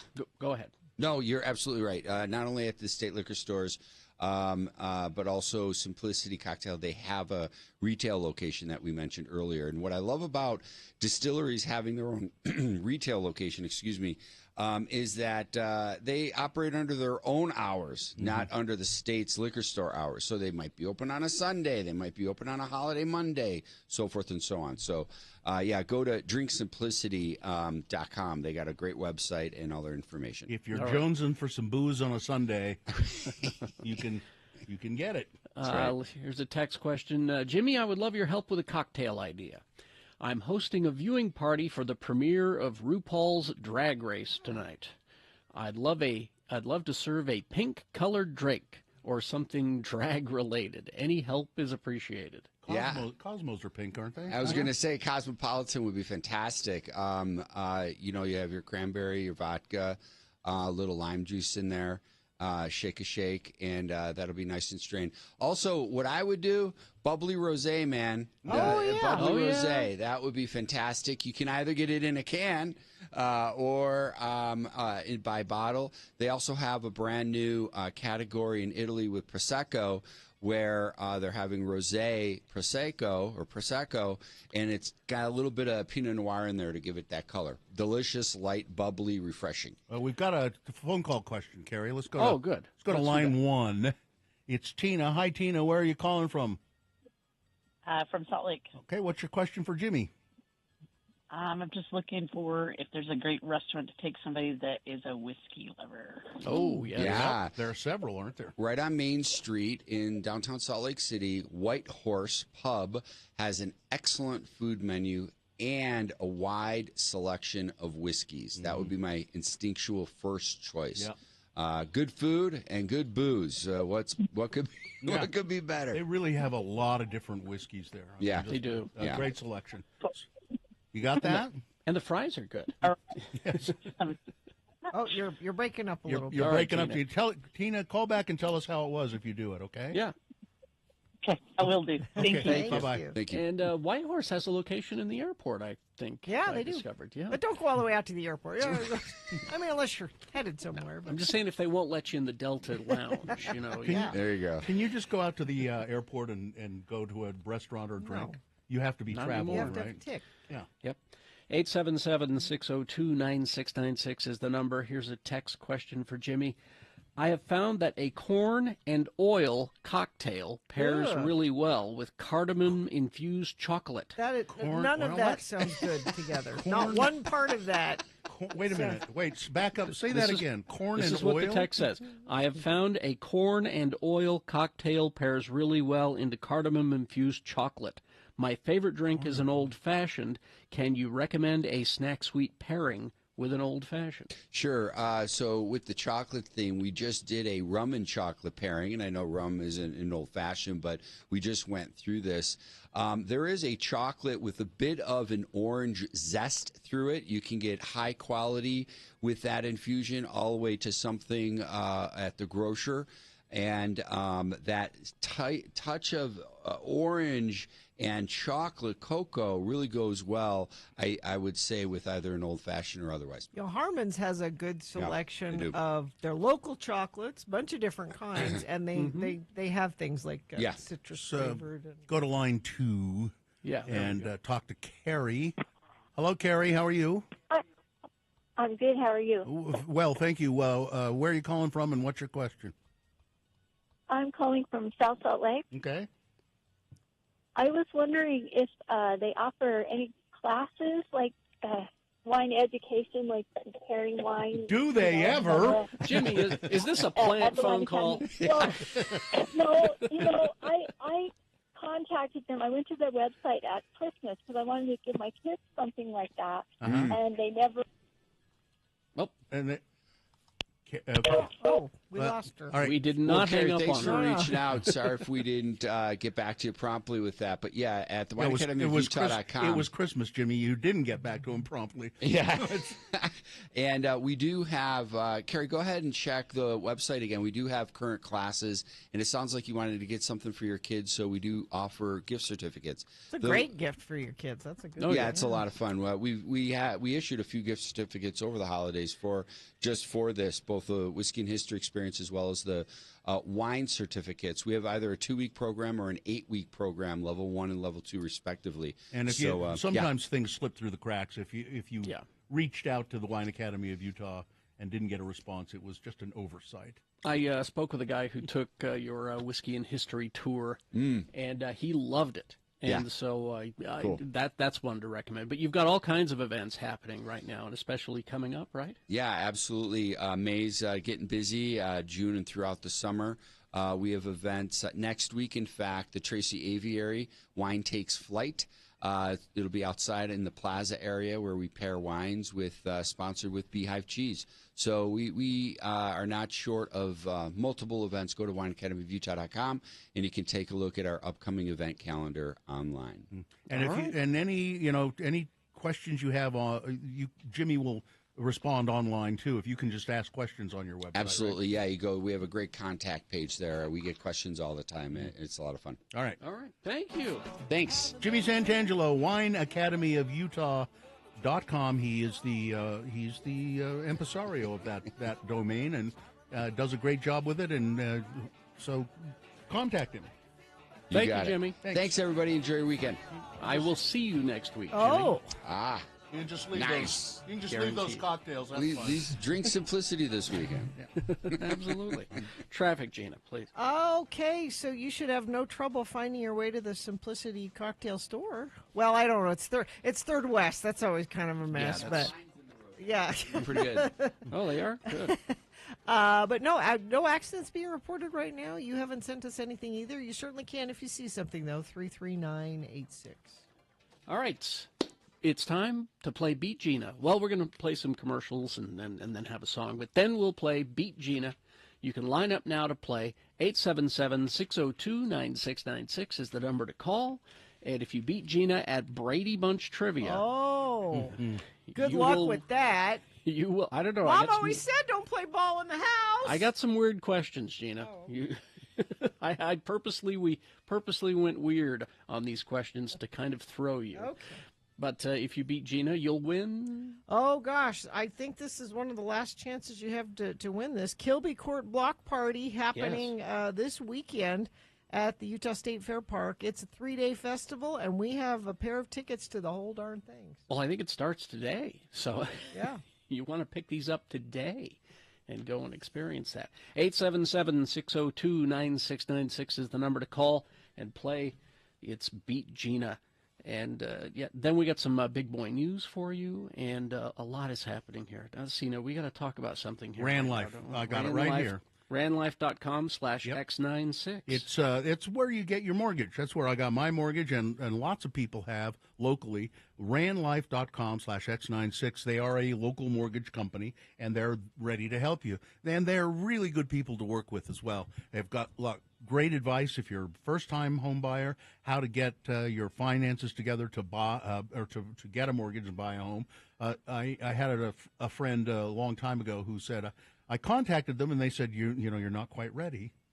Your finances are not in order. But here, do this, and within a year, you will have enough money for the mortgage. My friend did that, and indeed, a fine homeowner now. So ranlife.com/X96. They have all kinds of loan programs, particularly for first-time home buyers. For instance, there's down payment assistance. You can get the best interest rate possible if you go to Ran Life. ranlife.com/X96 is where you want to be. I've used them. You should use them too. Check them out today. X96 and Marcosian Auto want to set you up with $1,000 worth of groceries from Lee's Marketplace just in time for Memorial Day. Enter to win right now at X96.com. Marcosian Auto makes buying a car easy. See how easy it is at MarcosianAuto.com or call 801-886-1700. $1,000 grocery gift card brought to you by Lee's Marketplace, making your Memorial Day great with sizzling steaks, juicy burgers, crisp watermelon, and more. Enter to win now and see the official rules at X96.com. Flooding is the most common and expensive natural disaster.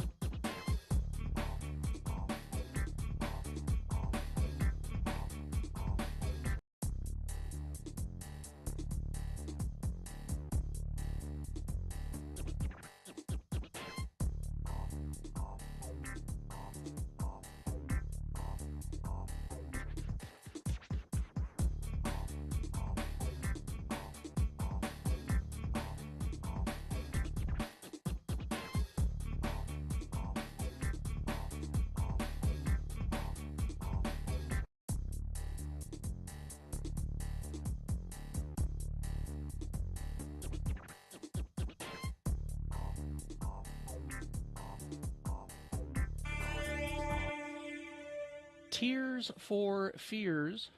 All right, time to play Beat Gina, brought to you by Christopher's Prime Steakhouse. If you love your mom, say thank you for putting up with all your BS. With Mother's Day Brunch, May 14th, reserve your table at christophersut.com, located at 110 West Broadway. Okay, game show geeks, it's time for another exciting round of Beat Gina. I'm your announcer, Johnny Ola. Ladies, you don't want the reputation of being mean and nasty-tempered, do you? No. What if they say, watch your step around her, she's a wildcat? No. What a penalty you pay. You forfeit friends and romance. You become your own worst enemy. Yes. But you can't escape being nervous, irritable, and crabby if your system is clogged with poisonous waste. Oh, boy. So, if you want to be lighthearted, popular, fresh-looking, be sure that your bowels move regularly. Oh, and whenever nature needs help, take X-Lax. X-Lax works by the gentle nudge system, a simple, easy, effective method of giving you a thorough cleaning out. X-Lax just gives your intestines a gentle nudge at the point where constipation exists. Evacuation is easy, comfortable, complete. You'll feel clean. You'll feel more alive. And X-Lax tastes just like delicious chocolate. Oh, boy. Children actually enjoy taking it. What? And X-Lax is just as good for them as it is for you. Oh, man. When nature forgets, remember X-Lax, When nature the original chocolated laxative. And now, here he is, always lighthearted, always popular, and fresh-looking, your Beat Gina host, the regular Kerry Jackson. Oh, thank you, Johnny Ola. You're Thank welcome. you so much. I just don't know how I feel about it. Nudge. Well, then have some X-Lax.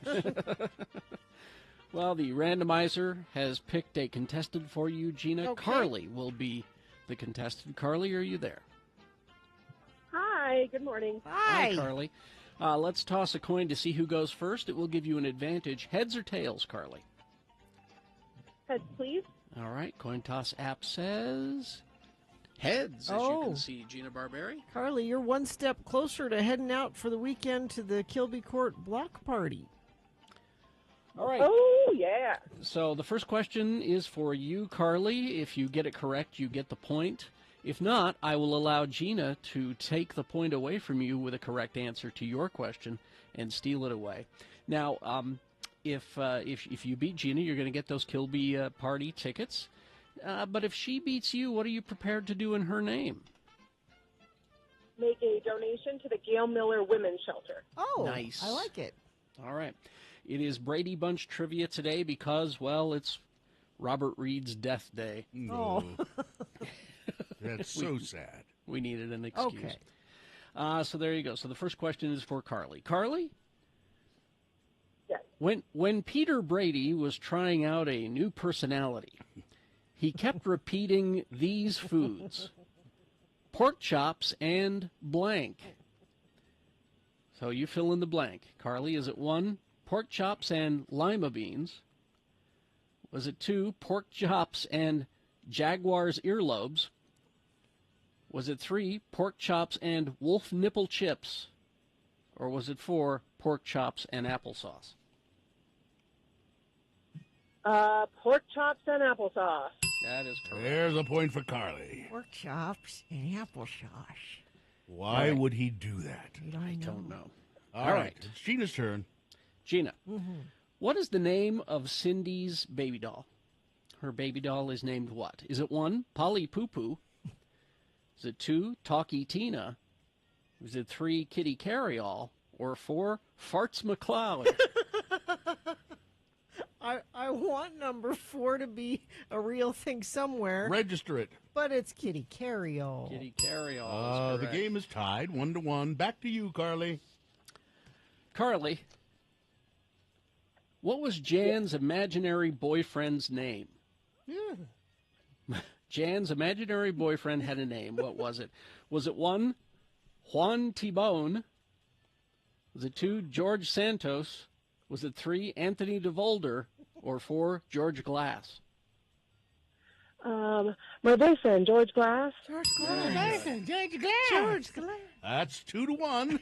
Gina, you have a chance to tie. Okay. Gina. Yes. What did Cindy ask Santa Claus for Christmas? Was it 1, to save Fluffy from cancer. Fluffy's the cat, by the way. Yeah. So you knew that. 2, to give her mommy her voice back. 3, she wanted to decide who lives and who dies. Or 4, to get enough money for a pair of shoes for her dying mother in case Mom meets Jesus tonight. Well, it's number 2. Mom lost her voice. All right, there we go. The game is tied. Carly, you seem to know your stuff. Maybe you can win on this question. All right. Let's Carly? hope. When Peter double dated with Greg, what did he do to make himself look older? Was it 1, he voted Republican? 2, he used a fake ID? 3, he put on a fake mustache? Or 4, he joined the Navy, got an anchor tattoo, and experienced the equator crossing ceremony all in one day? Ooh, did he pull out the fake stash? Fake stash. Yes, and Carly wins the game. Being a Brady Bunch fan has paid off. Congratulations. You have won Kilby Court Block Party tickets. It starts today, so we'll get you right on the phone with Dawson so he can tell you how to get your tickets. Thank you so much. Have a great day. You too. All right, bye-bye. Listen, Hang on the line. It's time for me to go. I'm off. I've got to go draw a line in the sand. Oh, good idea. All right, big boy news and opinioendo now, brought to you by. With record-breaking snow levels this year, protecting your home from flooding should be a top priority. Waterproof your home with Baseco because water can make its way through your foundation in many different ways. Baseco specializes in a variety of permanent foundation waterproofing solutions tailored to your unique issue. Each solution is backed by a guarantee. Schedule a free assessment today at baseco.net. My hero, Tom Jones, or excuse me, Sir Tom Jones. Sir. And Melinda Rose Linda Woodward had a difference of only 7 months between them when they first met, when they were both 12 years old. Aww. But it was 3 years later that they were 15, and the famous singer asked Linda out.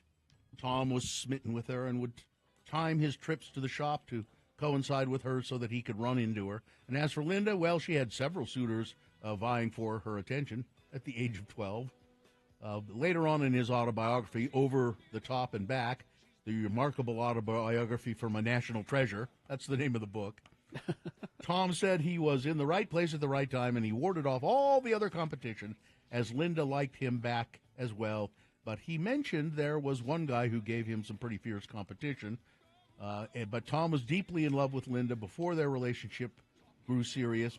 And then when Tom was confined to his sick bed with tuberculosis, he still had an ache inside him at not being able to see Linda. I longed to be with this person, even at 11 or 12 years old. I had a pain in my chest for her. I couldn't wait to get out of bed and see her again. And they eventually got married, and they were married for quite a long time. And and then when she died suddenly, Tom vowed he would never marry again. Now, he also says... This is the part I don't get. I understand it perfectly. His activities, Tom Jones's activities, are well known. He's admitted to being a ladies' man. But he always clarifies that even though he was a ladies' man, he says in 1 year he reckons he slept with 250 women 1 year while Linda, and Linda knew about it.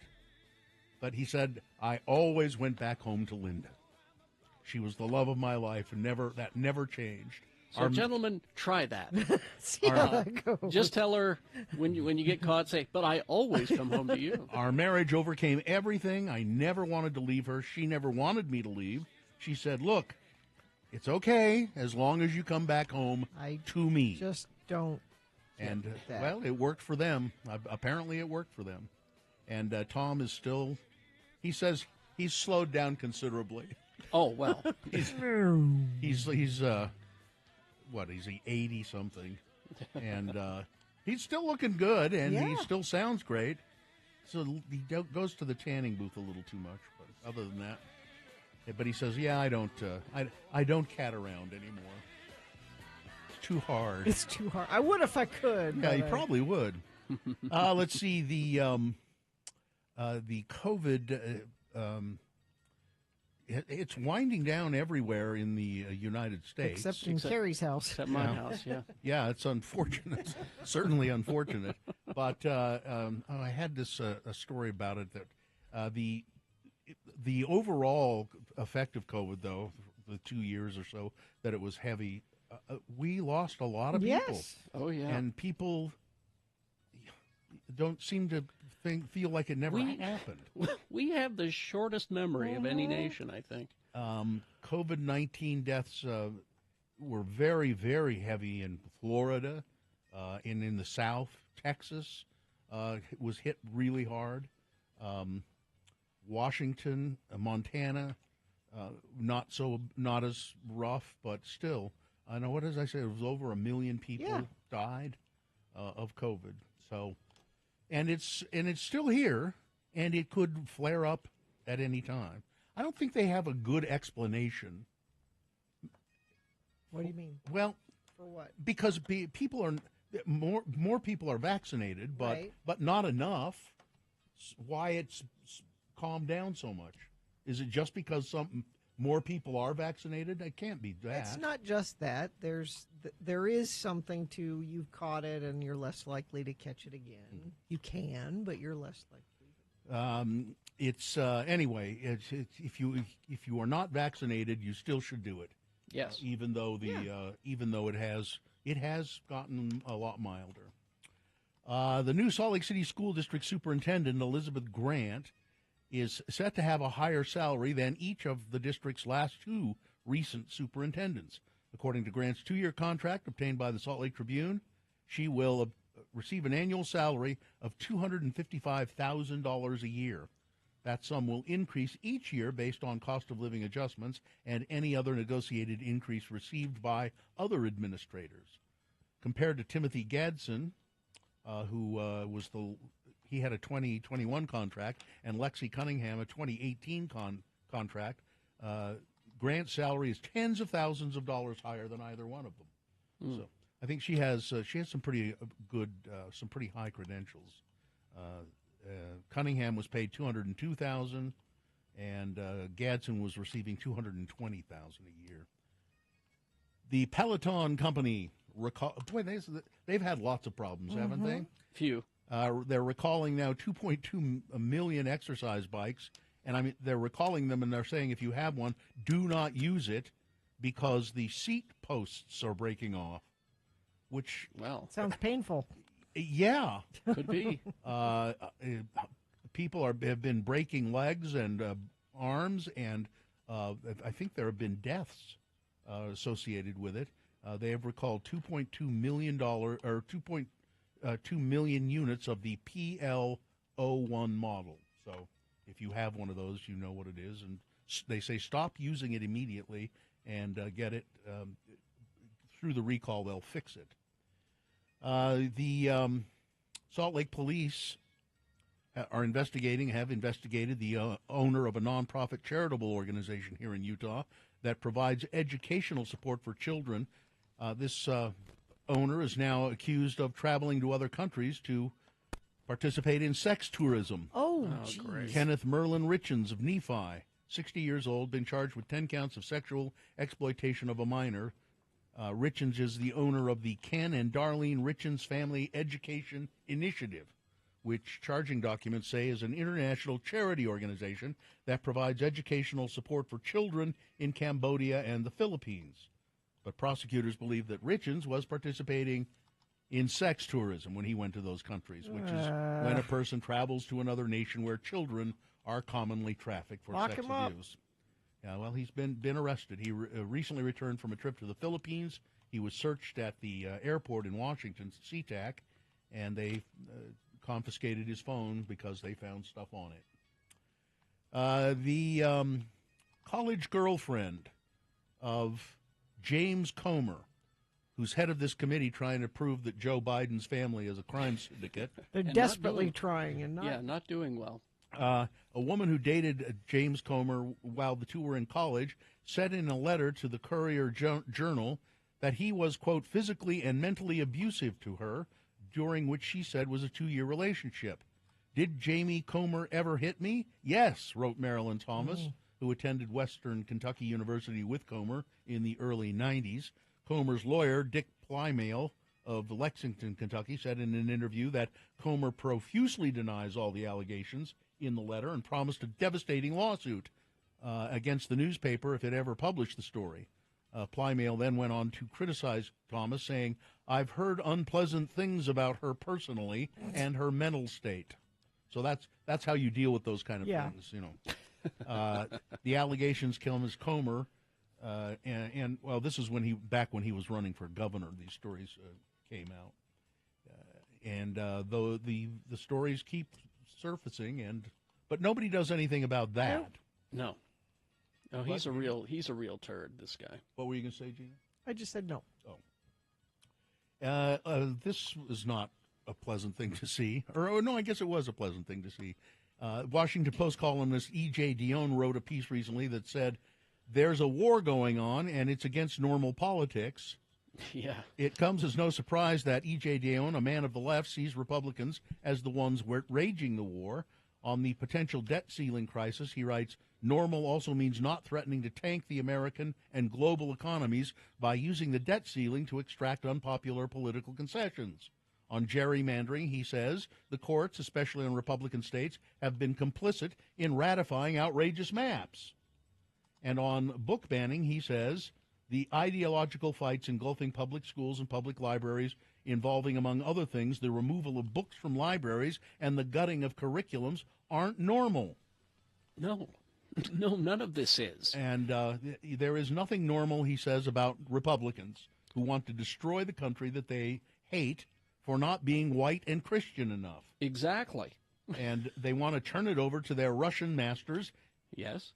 And the Russians' orange-faced puppet. Yep. Pretty. So this guy makes some sense. It's pretty strong. And he also says that it is. He also says a Biden-Trump rematch doesn't really seem so inevitable now. No. And I think he's basing that on. I don't know what he said on CNN. Yeah, I don't know either. I looks stronger than ever to me. Yes. No, I don't say Donald Trump will never be president anymore. I said that once, and I was wrong. I will never. You say said it. You said it more than once. See, that was before everything went crazy. But the Access Hollywood tape existed before. Yeah. I thought, oh, thank God that happened. Now he'll never Yeah. be president, and nobody cares. But that same day, I mean, there's a book written about this. That one day in history where that tape was released. Mm-hmm. After that tape was released, Trump's people immediately went into spin mode and started releasing other stuff about Hillary and about other things to flood. This is their philosophy. They got it from Steve Bannon. You flood the game field so that there's so much S everywhere, people don't know where to begin. It gets confusing. I'm just waiting for the day that Donald Trump actually does shoot somebody in the middle of Fifth Avenue just to prove that he can shoot somebody and get away with it. You made this point earlier. That's manly. Yeah. Look at that's a manly thing to do, to shoot someone in He the shot street. that guy. That guy had it coming. He's not wrong about that. I think he could do that and get away with it. Well, I mean, when Hillary called his fans deplorables, she was ridiculed. I think she was being kind. All right. Sports, weather, traffic. Well, Tom Brady apparently is in deep discussions to become a part owner of the Las Vegas Raiders. And there are lots of pictures online with handsome Tom Brady next to creepy-looking Raiders owner Davis. He's the guy with the weird, bowl orange haircut. Is it Al Davis's son? Yes. Oh. So Tom might be back involved in football in some way or another.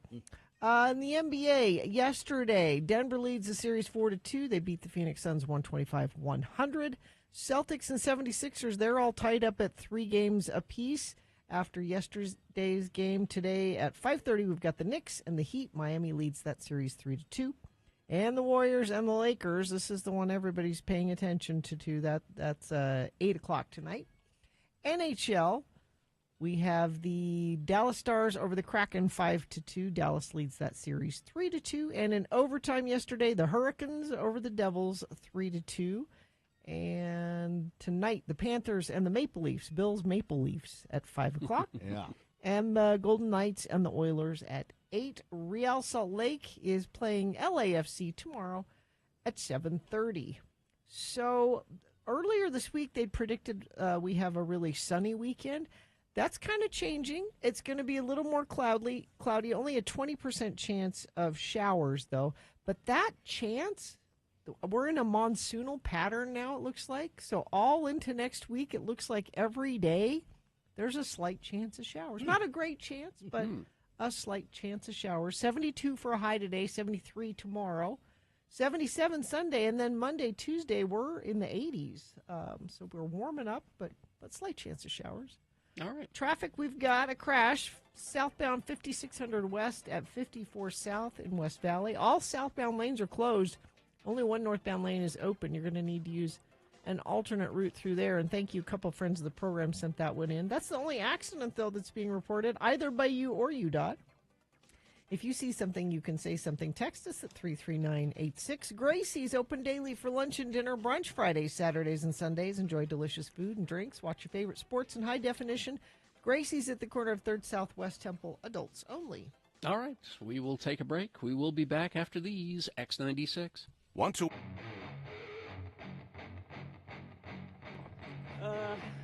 I'm a bad mom, I can tell you about real quick. Really?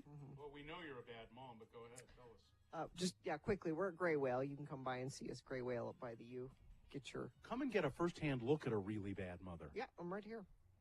So last night was country fair at Festus's school. Now, country fair is not like chickens and cows and like you would. pies. That's why they call it a country fair, because it has nothing to do with that. No, it's a country fair. Oh, it's okay. So it's not a country fair. It's a country fair. It's a country fair. Australia. Yeah. Yeah. What country did Festus have? He had Iraq. Oh, of course he good. did. Yeah. And so yesterday. Is that because they knew his father's a terrorist? No, he has a brother Oh. who's serving in Iraq. Oh, that's okay. He's been there forever. I wish he'd come back. But yesterday, after school, Festus said, well, everybody said they're bringing food. As you know, you have the display board with all your information, and everybody's bringing food from their various countries. It would have been nice, honey, if you'd let me know that before, 12 hours before school. So I look around the house, and I see that Did you have some hummus or anything? well, the mother-in-law had just come back from Egypt, and she brought this big container of baked goods from this Egyptian bakery, and the container had Arabic all over it, and they were Egyptian pastries. I'm like, that's close. Wait a minute. If you were to say that to your husband, your Egyptian husband, he's out of town, I'm guessing. So that's close, and there's Arabic on it. So you set that on the table, and it'll look it'll fool 'em. authentic. Yeah. Mm-hmm. So we go to the country fair and The country fair. the country fair, and come back, and Joe stayed with the little kids at home while I took Festus to the country fair. And Joe said, "What happened to The pastries The that I was so looking pastries. forward to eating. And I said, well, he didn't have any food for his display, and so we took those. And I thought because it had Arabic on it that it would look. And he said, the Arabic that they speak in Egypt is not the same as in Iraq. It's like Really? that would be like if you took, Yeah. pastries from Let's take some Spain French pastries to a and- Mexico Yeah. country. Yeah. I'm like, they didn't know. Nobody knew.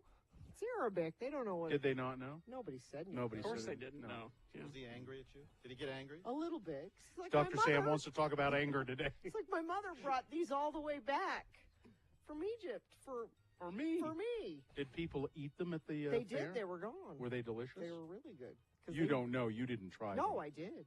Okay. Before anybody else touched them, because then they've got germs on them. So I unwrapped them and tried one. You have problems with germs? Yeah. Oh, like my friend Lindsay. That would be good for you next time we're on. We'll talk about germs. Oh, yeah, I don't she's... know. Do you wear slippers at home? Or Yes. Will your feet touch the carpet? No. She won't walk She won't walk barefoot in a hotel room. Really? No. No. How? And if you're out and about and you need to go to the toilet, I try to wait difficult until you get home. Difficult. Unbelievable. And she's one of these people who opens the door to the bathroom with her elbow. Yep. You know? Yep. Flush with The your whole foot. thing. I'm no fool. Do you use a straw when you're drinking at a rrestaurant? Yes. Wow. Yeah, she's bad. James. We're going to have a show on obsessive Let's do compulsive it. disorder, Not I think. obsessive compulsive. It's Ah, being he's- cautious. That's Dr. different. Sam. You Cautious? yeah. You can argue with Dr. Sam. Cautious. I don't think you're going to argue with Dr. Sam.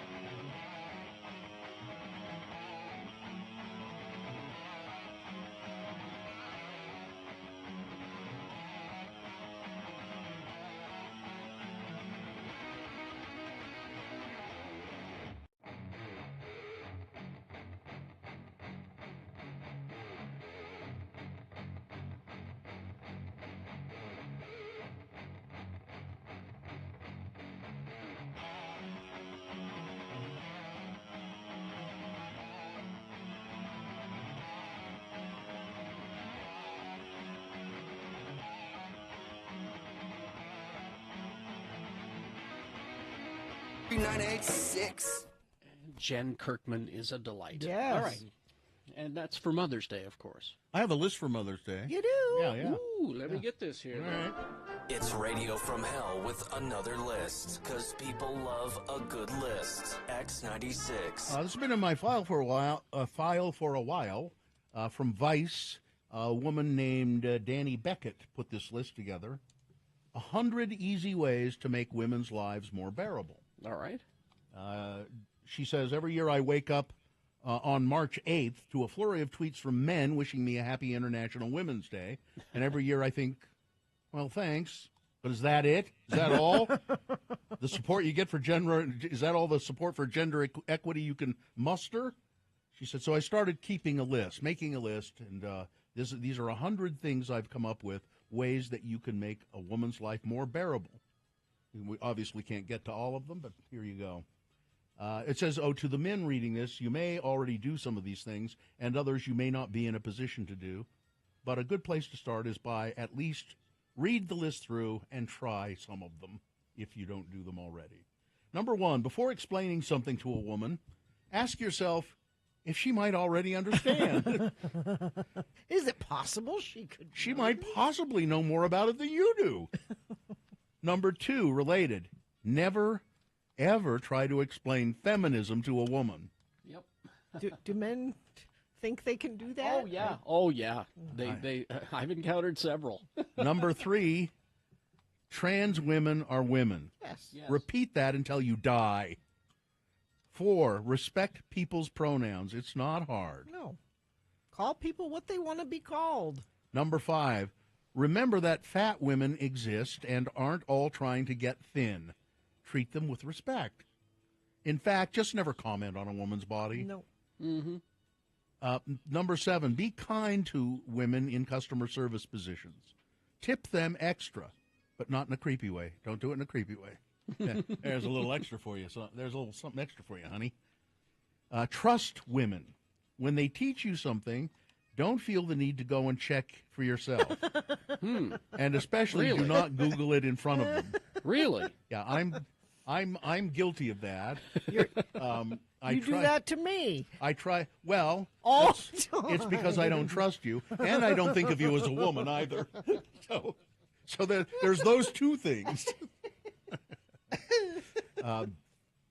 And let's see. Don't maintain a double standard for anything ever. Close your legs on public transit. Oh, my Yes. God. No man spreading. Trying to describe a woman positively, well, then say she's talented, clever, funny, not gorgeous or sweet or cute. Don't worry, Gina. There's no danger of that happening. Nope. Number 12. And just tell me when I have to stop here. Examine your language when talking about women. Get rid of the words irrational, dramatic, bossy, and badgering immediately. Yeah, you never hear of anybody saying that a man is bossy. Oh, you do. Not the word bossy. Being bossy. I have used that word in connection with a guy I know. He's a family member all the time. To him, it's his favored way of behaving. I feel like mostly though. You're right. That's You directed toward women. Yeah. So what are the words again? Don't use the words irrational, dramatic, all right, bossy, all or right. badgering. Okay, shrill's not on that list. I'll be okay. No, then, no, right? you shouldn't. Yeah, you can see. Yeah, go ahead. Sure, you shrill. You'll get far with that. Let's see. Don't think to yourself, I describe men like that too. You probably don't. Exactly. And I mean, you're right. There's just one instance of I can think of that I do, but. And it's funny how many guys don't get this. When we hear this list, it makes sense to us, but there are so many guys who don't understand Well, this. and it's also a kind of. There are some on this list already, and there are others that I go, oh, huh. I never thought of it that way, never yeah. occurred to me Yeah. that I shouldn't do that. Which is why it's instructive. Somebody just texted in, go ahead and Google facts in front of us so we can see your face of despair when you realize we're right. One more. Only one more? Well, Let's real quick, I'll do. I was going to say, 'cause we can do more later. We have That's more true. Time, so. Do you love fiery Latina women, strong black women, mysterious Asian women? Yeah, those Stop! Adjectives. Pick are up a not- book yeah. on decolonial feminism and Yes. read it. And stop calling women feisty. We don't need a special word for has an opinion. I like this list. Yep. There All right. you go. We hope you'd enjoyed another list with Radio from Hell on X96. We'll have more of this list later on in the show. All right. Traffic, Gina, please. Well, UDOT hasn't updated this in about 45 minutes, but I'll mention it anyway because it could still be an issue. Crash southbound 5600 West, 5400 South and West Valley. All southbound lanes closed, only one northbound lane open. Again, I haven't seen an update on that, but be aware that that could still be an issue. Clark Planetarium is an out-of-this-world experience that's a blast for all ages. 3 floors of free exhibits, breathtaking full-dome theater, and IMAX theater. There's something for everyone. Open 7 days a week at the Gateway in downtown Salt Lake. All right, KXRK Provo. We will take a break. We will be back. We got some messages and a song here for you. Then right after the song, it's time for the boner recap. You call and tell us who won the boner today, and we'll give you a prize. What is the prize? The prize is, let's see, what do we... Oh! I want this. Hoodoo Gurus tickets. Oh, really? So all you got to do is do the Hoodoo Gurus boner recap, and you'll win. Yeah, that's coming up after we got messages and a song. You decide when to call in. Take your chances at 877-602-9696.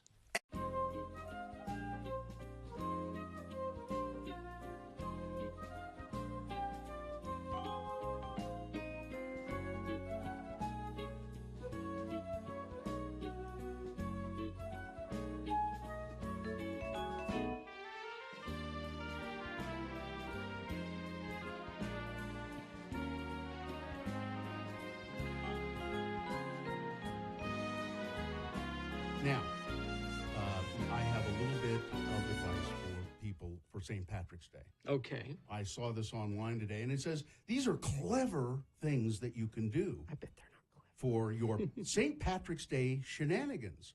These are clever captions you could use on Instagram, for instance. Okay. And I'm saying if you do these things, you're a fool. You should not. Here, St. Patrick's Day captions for friends and loved ones. on your Instagram posts. So as you post your stupid Instagram drunken pictures, you should caption them with things like this. I'm not Irish, but kiss me anyway.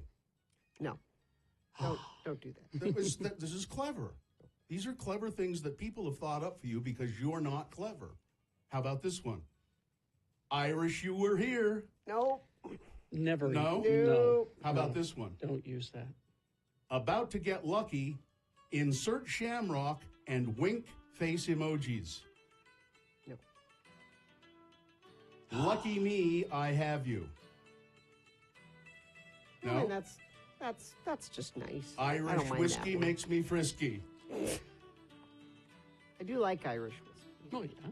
How about funny St. Patrick's Day captions for eating, drinking, and being Irish? The leprechaun made me do it. Take a picture. It'll last longer. Picture like as in picture of beer. No, boo. That is bad. The patty don't start till I walk in. That was kind of funny. It is? It made me laugh. The patty don't start till I walk in. The Kesher reference. The patty don't start. Okay. Ready to get shamrocked? No. No. How about, cute St. Patrick's Day captions for babies and kids. Oh, okay. Okay, here we go. I'm telling you, don't use any of these. Little Miss Lucky Charm. So if you put a picture of your kid This there. is like Instagram stuff. Wee bit of trouble. My little good luck charm. Okay, Irish blessings and proverbs to use for St. Patrick's Day. Let's try these. Maybe these. Wind at your back and road racing. May your pockets be heavy and your heart be light. May good luck pursue you each morning and night. Well, that's okay. Okay. A little wordy, but yeah. How about? These are all terrible. Yeah. What do you do? What are you doing for St. Patrick's Day? Nothing. I'll be in Las Vegas. Oh, that's right. Oh, that's right. Oh, crap. Oh, my. Oh, Bill, that's a horrible time to be in Vegas. You just realized that? I just realized that. Oh, no. Oh, this is now, bad. wait a minute. That's almost like being in Mexico on spring break. Yeah, this is bad. Wait a minute. What? St. Pat's is Sunday. I'm gonna wait a minute. It's on Sunday, right? Yeah. So what exactly am I going to be doing on Sunday? Let me see. This is bad. Don't leave your hotel room. Yeah, don't leave the pool. Sunday, I'm going to be. I'm going to be at the Piff, the Magic Dragon show. It's on Sunday? Yeah. Well, then you might be okay if you're at. I just wouldn't be out on the street. Everybody in the audience is going to be drunk. Yep. Oh, yeah. Really, really, really Oh, drunk. yeah. Absolutely. So you should be just well. So you fit in. No, I wouldn't. Yeah, don't go to Vegas on St. Patrick's Day, New Year's Eve, or New Year's. I know I did New Year's in Las Vegas, and oh man, what a mess! What an absolute mess. I mean, I didn't even think about that. I just. Oh wow. So. Well, maybe you should take one of those cute sayings with you and use it. Kiss me, I'm Irish. Yeah. No? No. So I will be sober so that I can fend them off. You take your cudgel. I have one on my desk. I know. Take it. I will. You can beat people away from you as you go through the crowd. And I wouldn't be sober if I were you. Otherwise, you wouldn't be able to take. If you're sober, it's going to be worse. Well, I'm just afraid I won't. I'm just afraid if I'm not sober, I will get in a fight. If I'm drunk, I'll get in a fight. Stay in your pool. Yeah, don't get in a fight. Yeah, don't do that. Because my defense, I'll just be. Your defenses are down. My defenses are down, and I'll just be. I don't take that kind of crap from anybody. And then I'll get beaten up. Yeah, you're in trouble.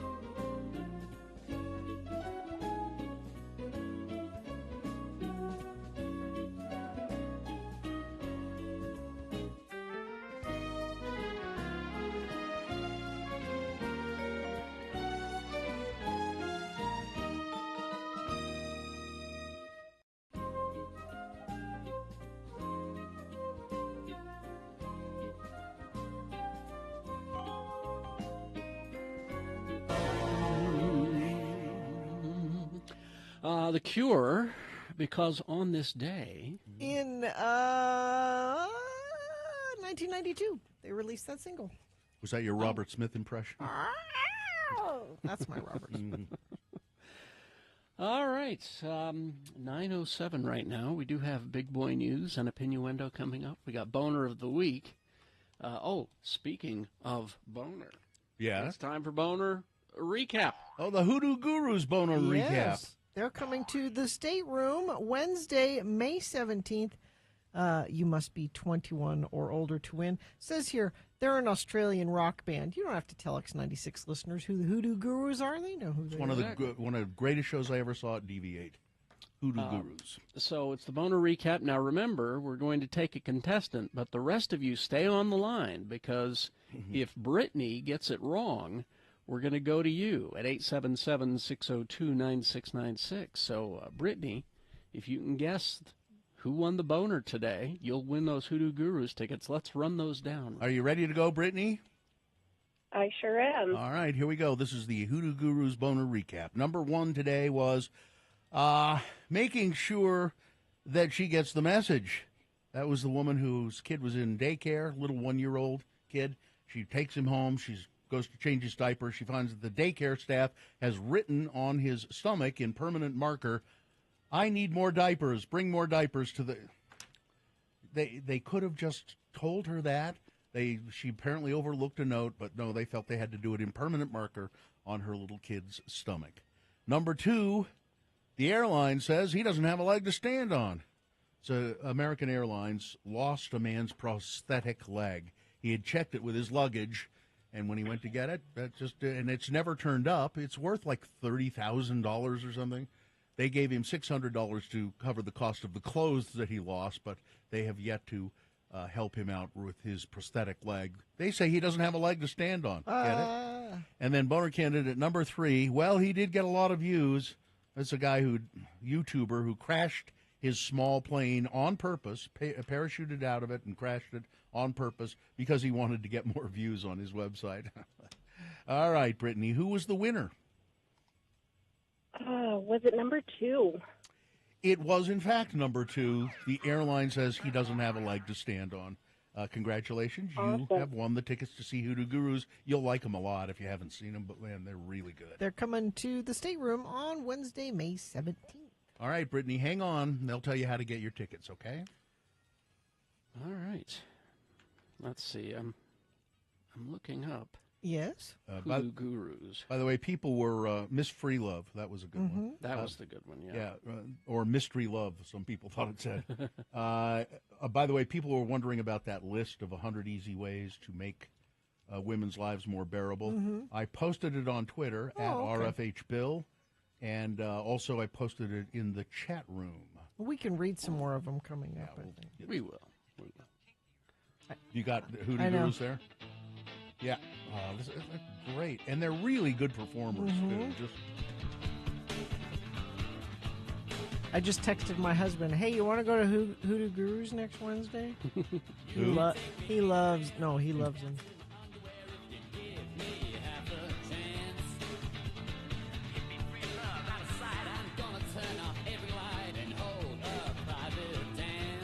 We don't play them anymore. Oh, we should put them in. Next Wednesday, we should open with one of their things. Well, remind me. Yeah.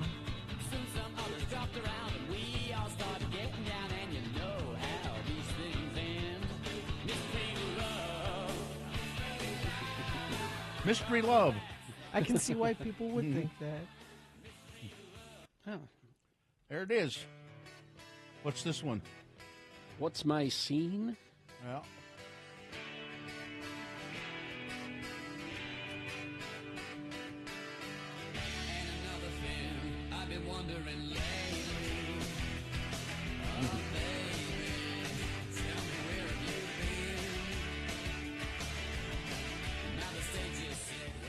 We played like 3 or 4 of their songs in regular rotation. Yeah, easily.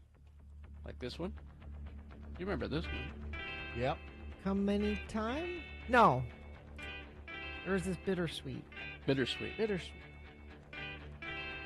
Yeah.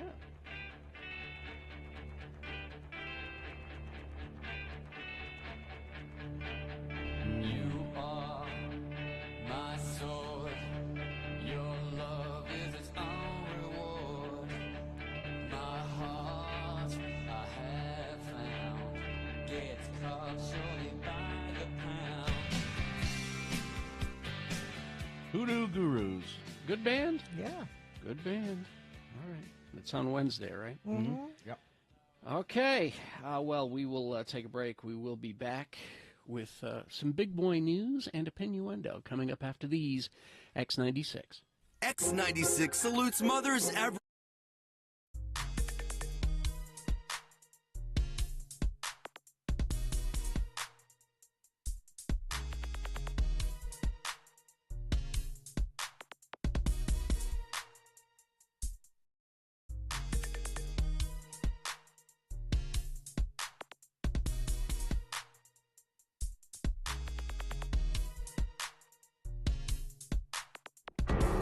Tonight on the Channel 2 News at 10, it's Rod Decker, Undercover. What goes on behind the counter of your favorite burger joint? Are you getting more than you bargained for when you order it to go? Should we pay fast food workers more? And just what's in those deep-fried chicken pieces everybody orders? Our undercover reporter, Rod Decker, puts on a paper hat, a uniform, and a plastic badge with the name Bob on it. And he takes his hidden camera to uncover the truth about fast food. Okay, Bob, I'm your manager. We'll start you out on the counter and see how you do. Very good, sir. Hello, may I take your order? Yes.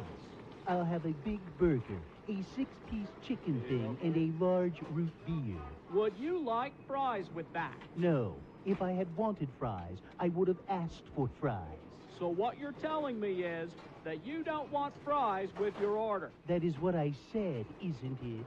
Bob, you're slowing us down here. The customers are backing up. Let's move you over to fries for a bit. You work out there. We might be able to promote you to grill. You screw up, buddy, you're out of here. Okay, then. Oh, hey, Bob, I'm Ted.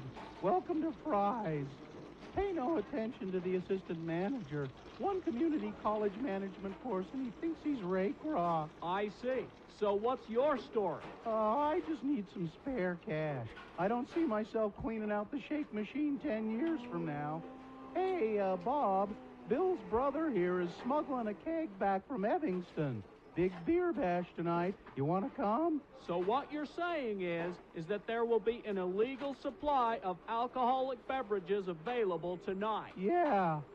Hey, wait a minute. You're Rod Decker, the Channel 2 news guy. Hey, everybody, it's Rod Decker. I'm afraid you're mistaken. My name is Bob. I'm just an everyday high school student trying to get by on minimum wage. Hey, you are Rod Decker. Give me that paper hat. Did anyone tell him what's in the deep-fried chicken pieces? No. Good. Now back to work, all of you. There you have it.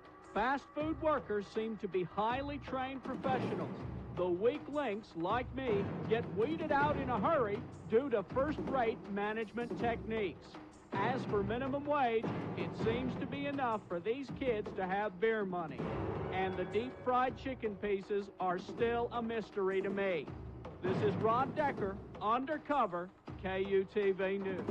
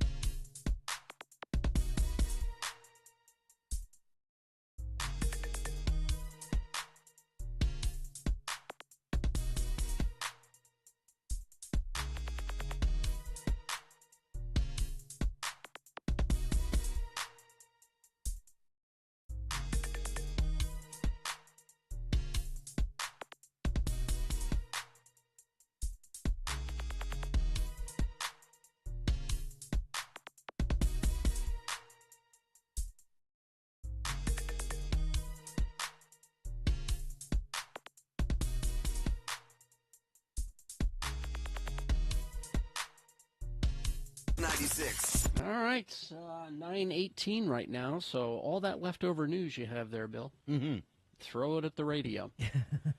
It's Big Boy News and Opinioendo, brought to you by Clark Planetarium is an out-of-this-world experience. It's a blast for all ages. 3 floors of free exhibits and breathtaking full-dome theater and IMAX theater, something for everyone.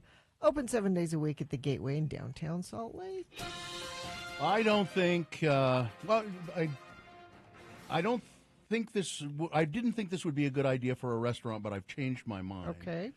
Bill Frost told us a little bit about it, and then there's something in the Salt Lake Tribune about. I guess it's a friend of his, Bill Frost, who opened a hamburger place called Burgertory, and it's for horror fans. Have you been yet, Katie? No, I am. My husband and I are a little low on funds, but we're planning a special date and going out there because we really want to try it out. And Bill Frost kept telling me it was wonderful, and it was exactly what I need to go do. So they serve horror-themed grub with spooky names.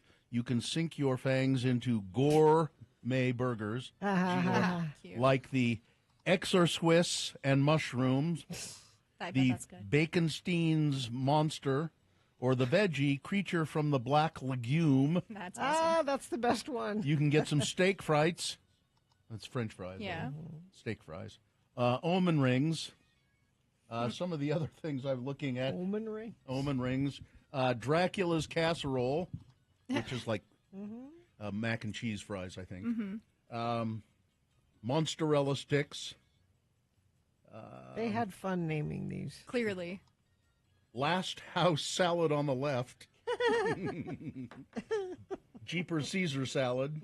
And there are more.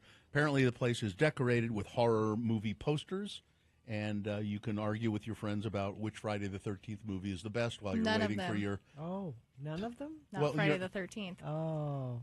Katie You're has such a opinions. snob. I know. Katie has horror opinions. The owner of Burgertory, Jeremy Sundeus, says he's always been a fan of the horror genre, and the concept started with a couple of ideas for the names of burgers and kind of snowballed from there. It seems like gimmicky, but Bill Frost said, you know what? The hamburger was damn good. Yeah. That's how you're able to do that. Yeah. If it's not, it's just a gimmick. You thought we were going to be rid of the Walking Dead franchise, but no. Oh, no, it keeps going. No. The zombie kill count is predictably sky high in the newest trailer for The Walking Dead, Dead City, which sees Lauren Cohen and Jeffrey Dean Morgan reprising their roles from the flagship series to navigate a post-apocalyptic New York City. Zombies in New York City. Now, see, I stopped watching it a long time ago. I stopped watching it when Jeffrey Dean Morgan... Negan was hitting people with that baseball bat. That was a long time ago. That was when he first appeared there. Yeah. Because that's the first time you saw him. Yeah, and I think... a long time ago. I think I pretty well stopped after that. Lucille. Yeah. But did I hear right? He's turned into a good guy or something? He's on the road to redemption. We still don't quite completely trust him. We're at like 60 to 70%. But, now he's teamed up with Maggie, and they're in New York. Yeah. And that's the thing, is that, you killed my husband, but Right. I've got to work with you to accomplish this goal. So that's the show. No good.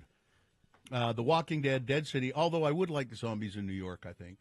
It's the 5th spinoff, it says, from AMC. They also had the Tales of the Walking Dead, Fear the Walking Dead, the limited series Walking Dead World Beyond. What was that? Oh, it was just this online thing that it didn't work. Oh, I saw some of those. They were a little short. Yeah. Little short things. Tales of the Walking Dead had the most potential, but nobody cared. Spin-off series featuring Andrew Lincoln and Danny Guerrera. That'll be a mini-series, like Michonne. 8 episodes. Oh, Michonne, yeah, that's set to begin production this year. Is that instead of the movie we're supposed to be that was going to be getting? the movie, and then they changed their mind. Okay. Yeah. Oh, I see. And Because I'll watch that, because I miss Rick. Why? Because he's Rick. Well, you had enough. Yeah, but we had plenty of Rick. Oh, I was sad when Rick left. No. All right, and then I found this fascinating. The trailer was very strange. It says here, Emma Stone is a stranger in a strange land in the first teaser for a movie called Poor Things, which is the latest feature from Oscar-nominated filmmaker Yorgos Lanthimos. Poor Things marks a reunion between Emma Stone and the director. He directed her in The Favorite, which was really an interesting, cool movie with Olivia Colman and Emma Stone. And Rachel Weisz. Yeah. That was really a great movie. It was very odd, but... this looks very odd. It does look very odd. The teaser says the story contains echoes of Mary Shelley's Frankenstein. So it isn't Frankenstein, but it's kind of like that. Rob Lowe. You know Rob Lowe. Yeah. He's celebrating 33 years of being sober. Good for him. Yeah, congratulations, Rob. And I would read you a little bit more about that, but this is one of those weird stories that doesn't want to come up. There's a picture of him at x96.com/live. He's looking good. He's looking sober, and he's swimming in the ocean. I guess that's the ocean. Dog star musician Keanu Reeves. That's how you're... Sure. Not Matrix actor. No, because his grunge band Dog Star is going to do its first show in over 20 years.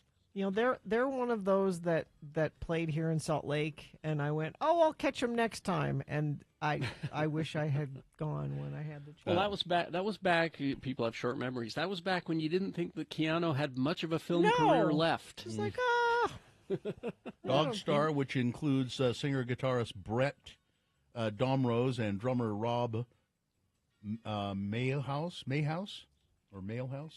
will make their first public appearance since 2002, May 27th, at the Bottle Rocket Festival in Napa, California. The last time Dog Star issued a song was in 2003. They did a cover of Mr. Big's Shine for a tribute album, but they haven't released their own material since an album in 2000. Well, Keanu's been busy. Called Happy Ending.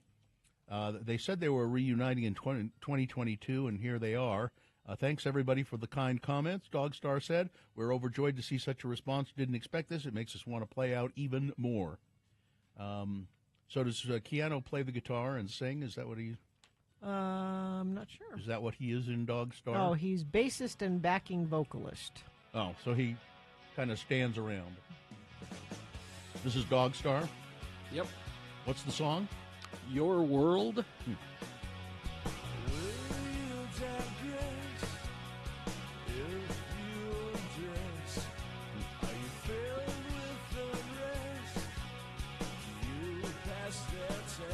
Well, it's not terrible.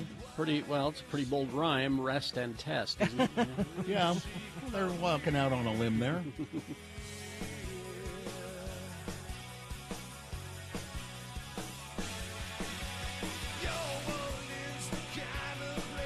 Yeah.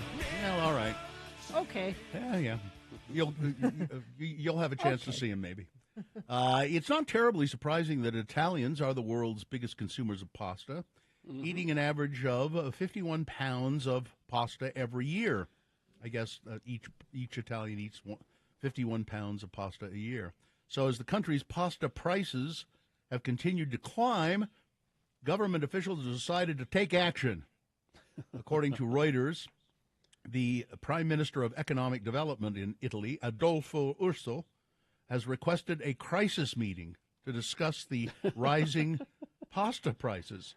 Oh, I wish our country was that boring. If that was our problem, wouldn't that be nice? Signor Orso says that the cost of spaghetti and other styles of pasta are up 17.5% year over year compared to the price of those last spring, and that's despite a decrease in the price of durum wheat.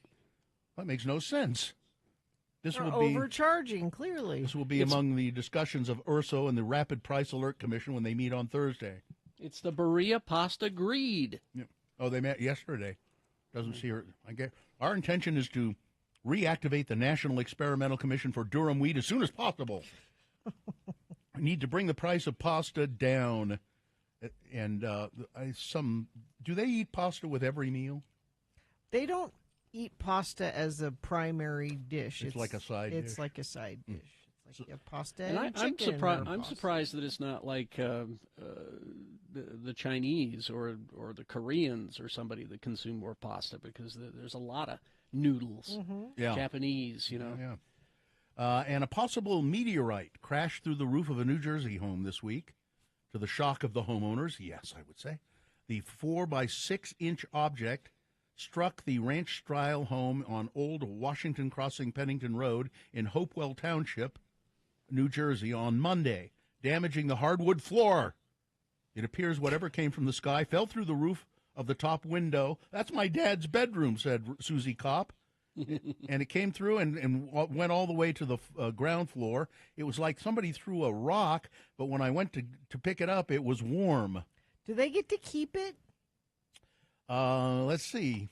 As far as I know, they have. Because they might be able to make some money off that if they wanted to. Now, it's been confirmed that and several agencies have confirmed that yes, it does appear to be a meteor. It's a meteorite when it hits the ground, and they say it's because there was a meteor shower last weekend, and doesn't say whether they get to keep it. It doesn't say. I'm looking. No, it doesn't say. But I don't see why not. It was. Why wouldn't they get to keep it? It was in their house. The courts have long established that meteorites belong to the owner of the surface estate where the meteorite is found. Yeah. It's common law. Oh, there you go. It's my rock. Yeah. That's mine. That one's mine. I'm keeping it. All right. That's all the news I have. Let's see. Here's a text. As a full Italian, Gina. Yes. I'd say I eat some sort of pasta every night for dinner as a side or main dish. Yeah. I'd like to eat it every day for a main dish. It's delicious. And once you learn how to make it, oh, your life has changed. Like homemade pasta. Oh, you mean like extrude your own noodles? Oh, yeah. No. Oh, yeah. It's too much work. What are you for me. doing over there? Not with the KitchenAid. It's not that much I'm work. extruding noodles. All right. We've decided that we're not making our own pasta till our kids are up and out of the house. That's an activity for when we don't have kids anymore. Probably a good idea, yeah. Let's see. Weather brought to you by Nate Bargatze. The Be Funny Tour at Delta Center, Friday, September 29th, and Saturday, September 30th. You can get your tickets at Ticketmaster.com. 61 right now. It's cloudy, and a high of 72 expected today.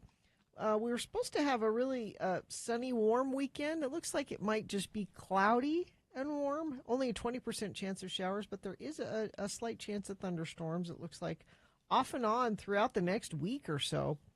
They're saying we'll have this monsoonal pattern that we usually don't have till later in the summer, but we're going to have it now, it looks like, because everything's weird this year. 72 today, 73 tomorrow, 77 Sunday. We're up in the 80s by the first part of next week. All right. Thank you very much. We'll be back after these, X96. Interest rate. I didn't do anything this week. I was such a slug this weekend. Sometimes you need a sluggy weekend. Good for you. I didn't think. Good for you. How do you turn that off? Alcohol. Genius switch. How do you turn that off? Alcohol. What kind? What was your alcohol of choice this weekend? Anything I could get. Whatever was handed to me, whatever was handy. It didn't matter. It didn't matter? No, didn't matter. You weren't discriminating about? No. Why? I'll take some of that, sure. Is it good wine? It's good enough. Yeah. I'll have some of that. You bet. And you were just handed things? Went out to dinner. That's the way it should be. Went out to dinner on Valentine's Day. You did? You did that going out on Valentine's? Yeah. That's brave. Yep. Had a nice dinner at Copper Onion, and you know, pork belly should be one of the major food groups. I agree. It really should be. What was the pork belly on, or was it? No, it was just pork belly. Just out there Pork being belly, pork belly. Pork belly with some cherries and some Brussels sprouts and turnips. You know, just kind of as a little side starter, dish, a little starter to the evening, and then nice. Man, did you take in your surroundings? Did you look at the other people that chose to go out on Valentine's Day? I See did. How in love they are? I did. Not? There was. It was. Well, so it was very busy. Copper Onion was very busy. I assume all the restaurants were very busy on Saturday. Did you go out on Saturday? No. No. So it was very busy. To the table to our left, two guys out on a Valentine's date. Guys? And then a table across from us, a guy and two girls. And they kept, they were quite annoying because the guy kept hanging a spoon on his nose. You know how you do? You take a when spoon you're and a little kid. yeah, and you hang it off the edge of your nose, or he would put it across his nose, and then he would insist on one of the girls taking a picture of him. And this kept going on, and then the spoon would slip off, and then he would just laugh uproariously. Were these 12-year-olds? And they thought it was funny too. No one's ever done this before. And it kind of went on, seemed to go on and on and on and on. And then they had the waiter take a picture of the three of them together. Can you believe this? It was just. This has never happened. And I kept trying to think, now, what kind of a Valentine's date is this? Threesome date? I guess. He was, polygamy date? Maybe he was paying for them. That could be. Could have been That would explain why they were laughing at the spoon Yeah, joke. the They spoon were on paid. the nose. They were Hilarious. paid. Hilarious. Spoon on the nose. Man, this is good. Good stuff. Good stuff. And those were the only... But mostly I was just fixated on my sweetheart sitting across the table from me as we enjoyed a delicious meal. I'm glad you did.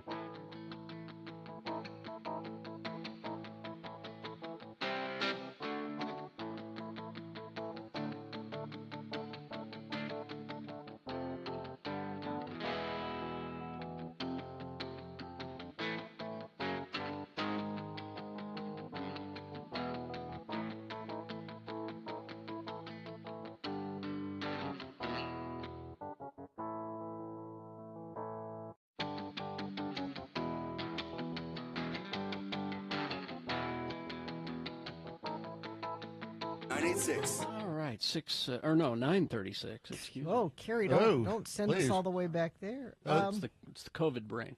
We have a continuation of a list here brought to you by Apply Now at Lyft Credit for $500 to $5,000 in just 5 minutes at a rate much lower than payday loans. You could even qualify for instant funding. Go to liftcredit.com. That's liftcredit.com.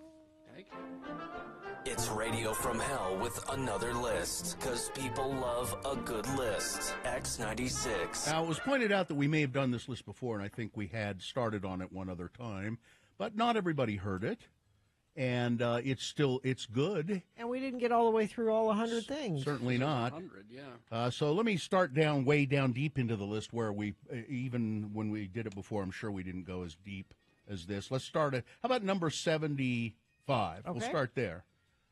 These are ways to make a woman's life better. If you see a friend or colleague being inappropriate to a woman, call them out. You'll survive the awkwardness, I promise you will. Number 76, repeat after me. Always hold men accountable for their actions. Mm-hmm. Thank you, E. Jean Carroll. Number 77, Don't walk too close to a woman late at night. Yeah. That S can be scary. Yep. If you see a woman being followed or otherwise bothered by a stranger, stick around, make sure she's safe.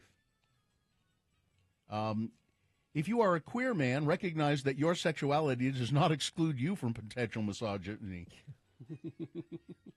Don't yell unsolicited compliments at women on the street, or anywhere for that matter. Let's see. Be happy to have women friends without needing them to want to sleep with you.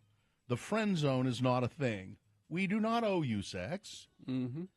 Remember that you can lack consent in situations not involving sex, such as when pursuing uninterested women or forcing a hug on a colleague. Yeah. Yeah, don't. You shouldn't force hugs on anybody. Like parents, just a side note here, don't tell your kids, go hug your uncle. Go give grandma a hug. If they want to give them a hug, they will. Don't ever tell them to give anybody a hug. If they want to, they'll do it. Trust a woman to know her own body. If she doesn't, or if she says she won't enjoy a part of what you want to do sexually, don't try to convince her otherwise. Be sensitive to nonverbal cues from women, especially around sex.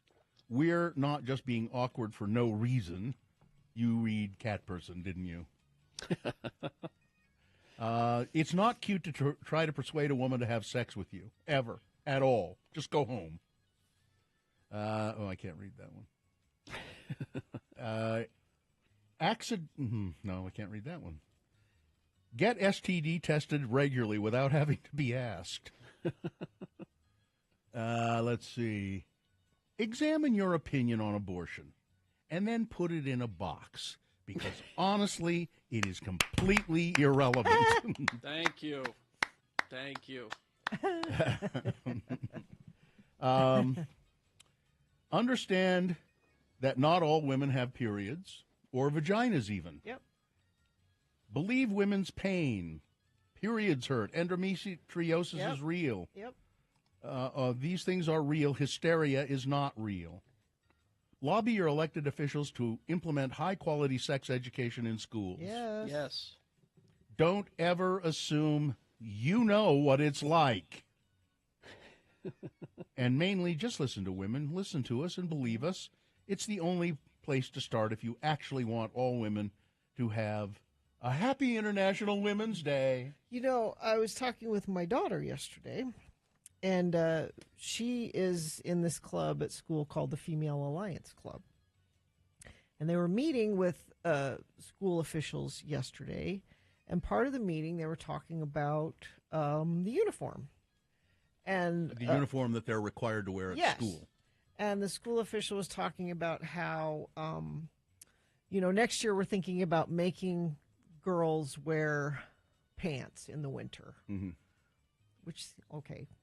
She challenged him and said, look, girls, when they're on their period, and this has happened to every single person that's ever had a period, and they're light-colored pants that they have to wear at school. Oh, are they like khaki pants? Yeah. Oh, yeah. Oh, yeah. She said, do not make girls wear pants. They give the girls a choice to wear a skirt or something else. Well, who do you think you are, Missy? No, and the faculty member said, as a man, I have never thought about that before. I didn't know that was... Or at least give them a chance to wear darker pants. Then. Right. Or her thing was wear a skirt with, like, leggings on it under Sure. it or something. Yeah, But sure. I'd like to stop right there, where the faculty member said, as a man, I hadn't thought about that.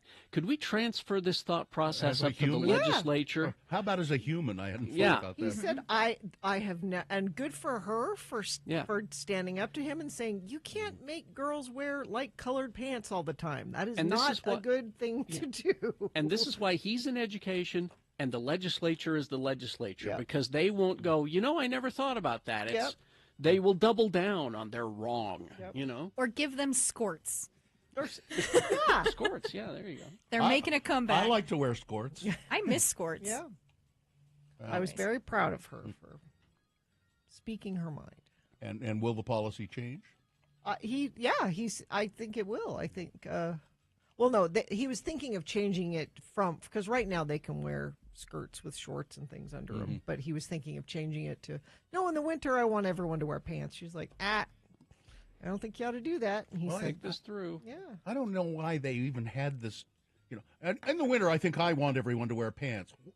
Who are you? Who are you? This isn't the army. I appreciate him listening and taking what she had to say to heart. I thought that was a good. That's how those exchanges should go. I'm sure that he was thinking he was doing a good thing because it's cold in the winter. That's what he said. I think everybody should be allowed to wear pants. But that's as far as his thought process went. Yeah. But if he was a member of the legislature, he'd say, "Now see here, Yeah. it's cold outside, Yeah, and pants are warm." And I'm right because I'm a guy, Well, let's have her go to the legislature. She'll probably run for office. Won't She probably will. Yeah. I'll vote for her. I probably won't be in her district. Actually, the faculty member at the end of class, he said there's a leadership class next year. Are you registered for it? And she said no. And he said, I think you should. What is a leadership class? I don't know. Is it where they teach you to be a leader? I guess so. I guess so. She could do it. You know what a leadership class is, Katie? You're closer to school than I am. No, I was never offered a leadership class. They were like, "Here's your book, and here's this." Did and they then like you can, you in school? And then you can be a TA. I mean, I was ahead of a lot of stuff when I was a senior, so I was a TA for like 3 different teachers. But clearly not leadership material. Clearly not leadership material. Katie, you lead this show. You keep us running. Thanks. All right. Well, we will take a break.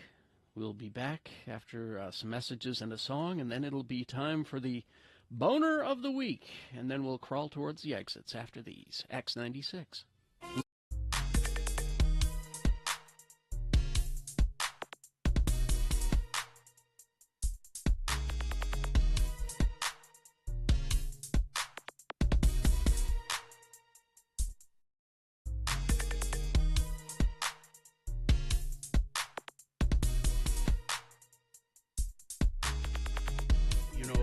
You can DoorDash Larry H. Miller Megaplex. Megaplex popcorn? Yeah, gigantic tubs of theater popcorn. That's kind of fun if you're having a family movie night. Oh, Payday has caramel. That's Is that yes, the it difference? does. Yes, it does. That's the difference. And I think maybe salted nut roll is just nougat. It's just nougat. Maybe.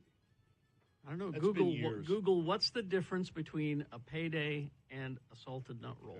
And I'll bet it comes right up. And let's not talk about cherry Olette. No. You ever have one of those? No. What is that? Does that have nuts in it? I think so. A cherry Olette is and it's kind of round dome-shaped candy bar thing. And you bite into it, and it's filled with cherry-flavored cream, as I recall. And I think there might be some nuts. Yep. And some little bits of cherry, chewy little cherry. Delicious. Bits. Okay, here we go. All right. A Payday candy bar has the same sweet, salty thing going on, salty peanuts and peanut butter with golden caramel. The salted nut roll has a nougat center. Has the nougat center. Okay. Yeah. I prefer a salted nut roll then.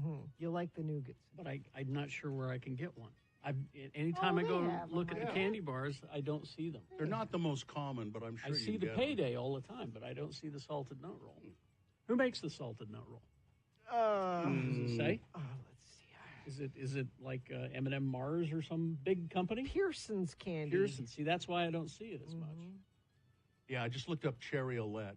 Yeah, it has the cherry cream and little bits of chewy cherry inside of But it. no nuts are involved. I don't think so. I can't. We're I'm just looking at a talking picture. nut-specific candies And here. again, we really have to apologize for getting so political with this. I know, right?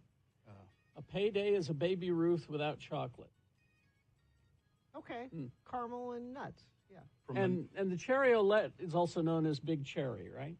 Because I'm looking at the package and it says Big Cherry on it. Well, the only ones I'm seeing here are cherry Olette. Cherry Olette from the Hoffman Candy Company, 1950s when they started. There's also Chase's Cherry Mash.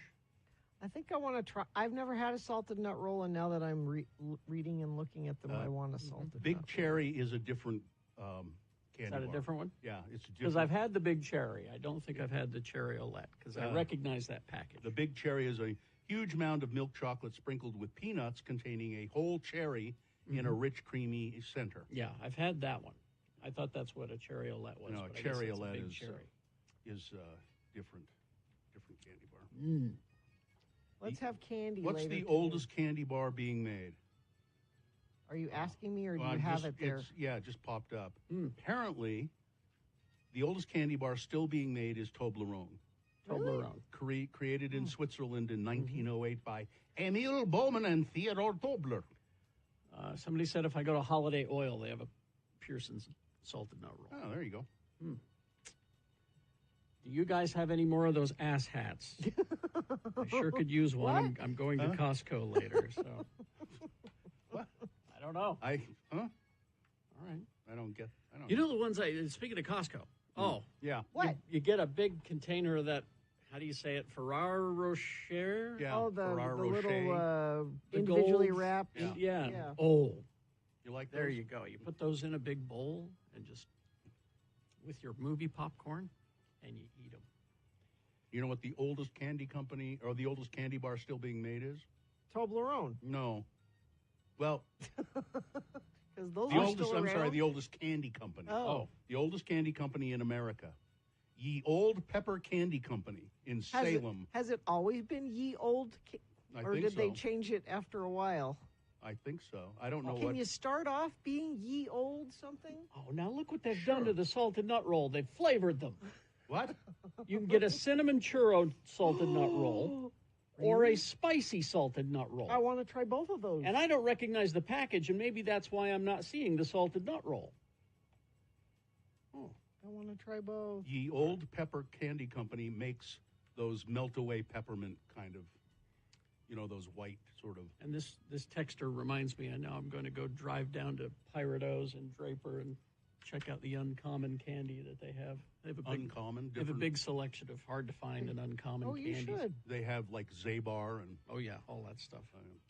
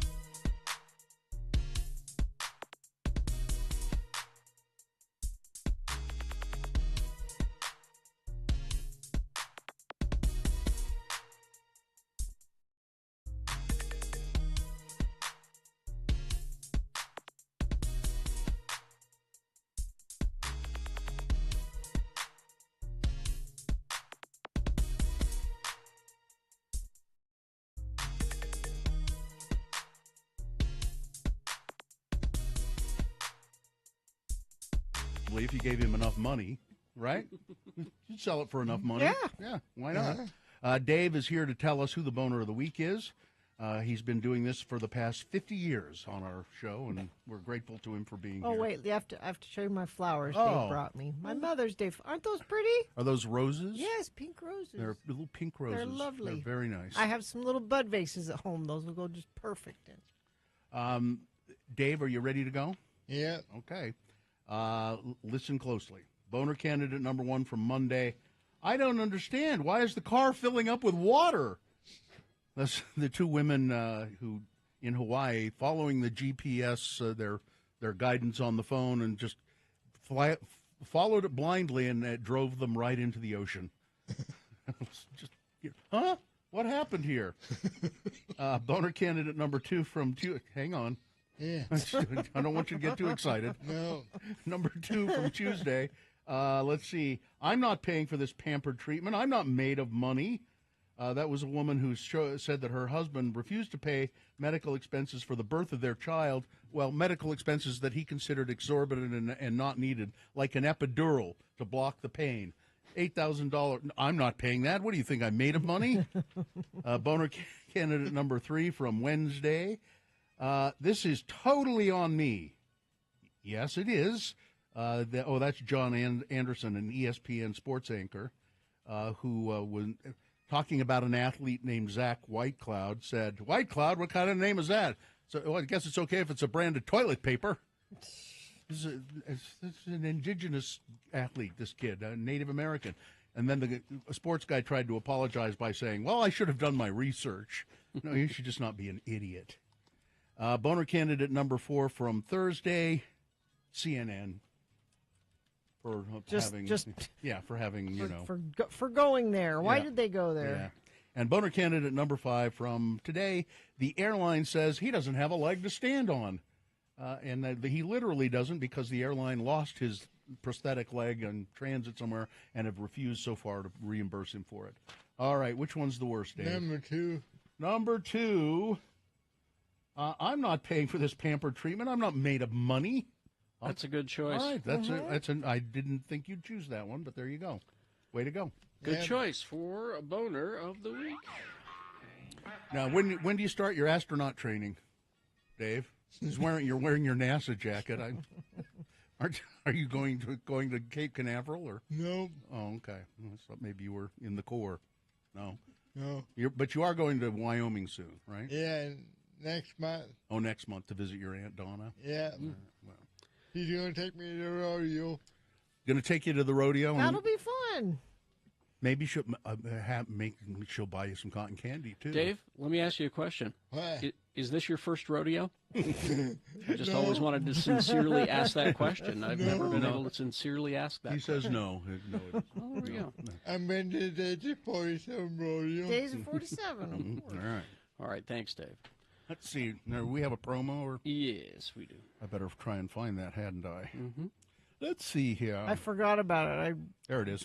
See, I thought maybe I deleted it. No, I forgot about it till a second ago. So a lot of thought went into it. A lot. Let's see. Let's see if it's with little thought. Let's see if it's any better or worse. All right.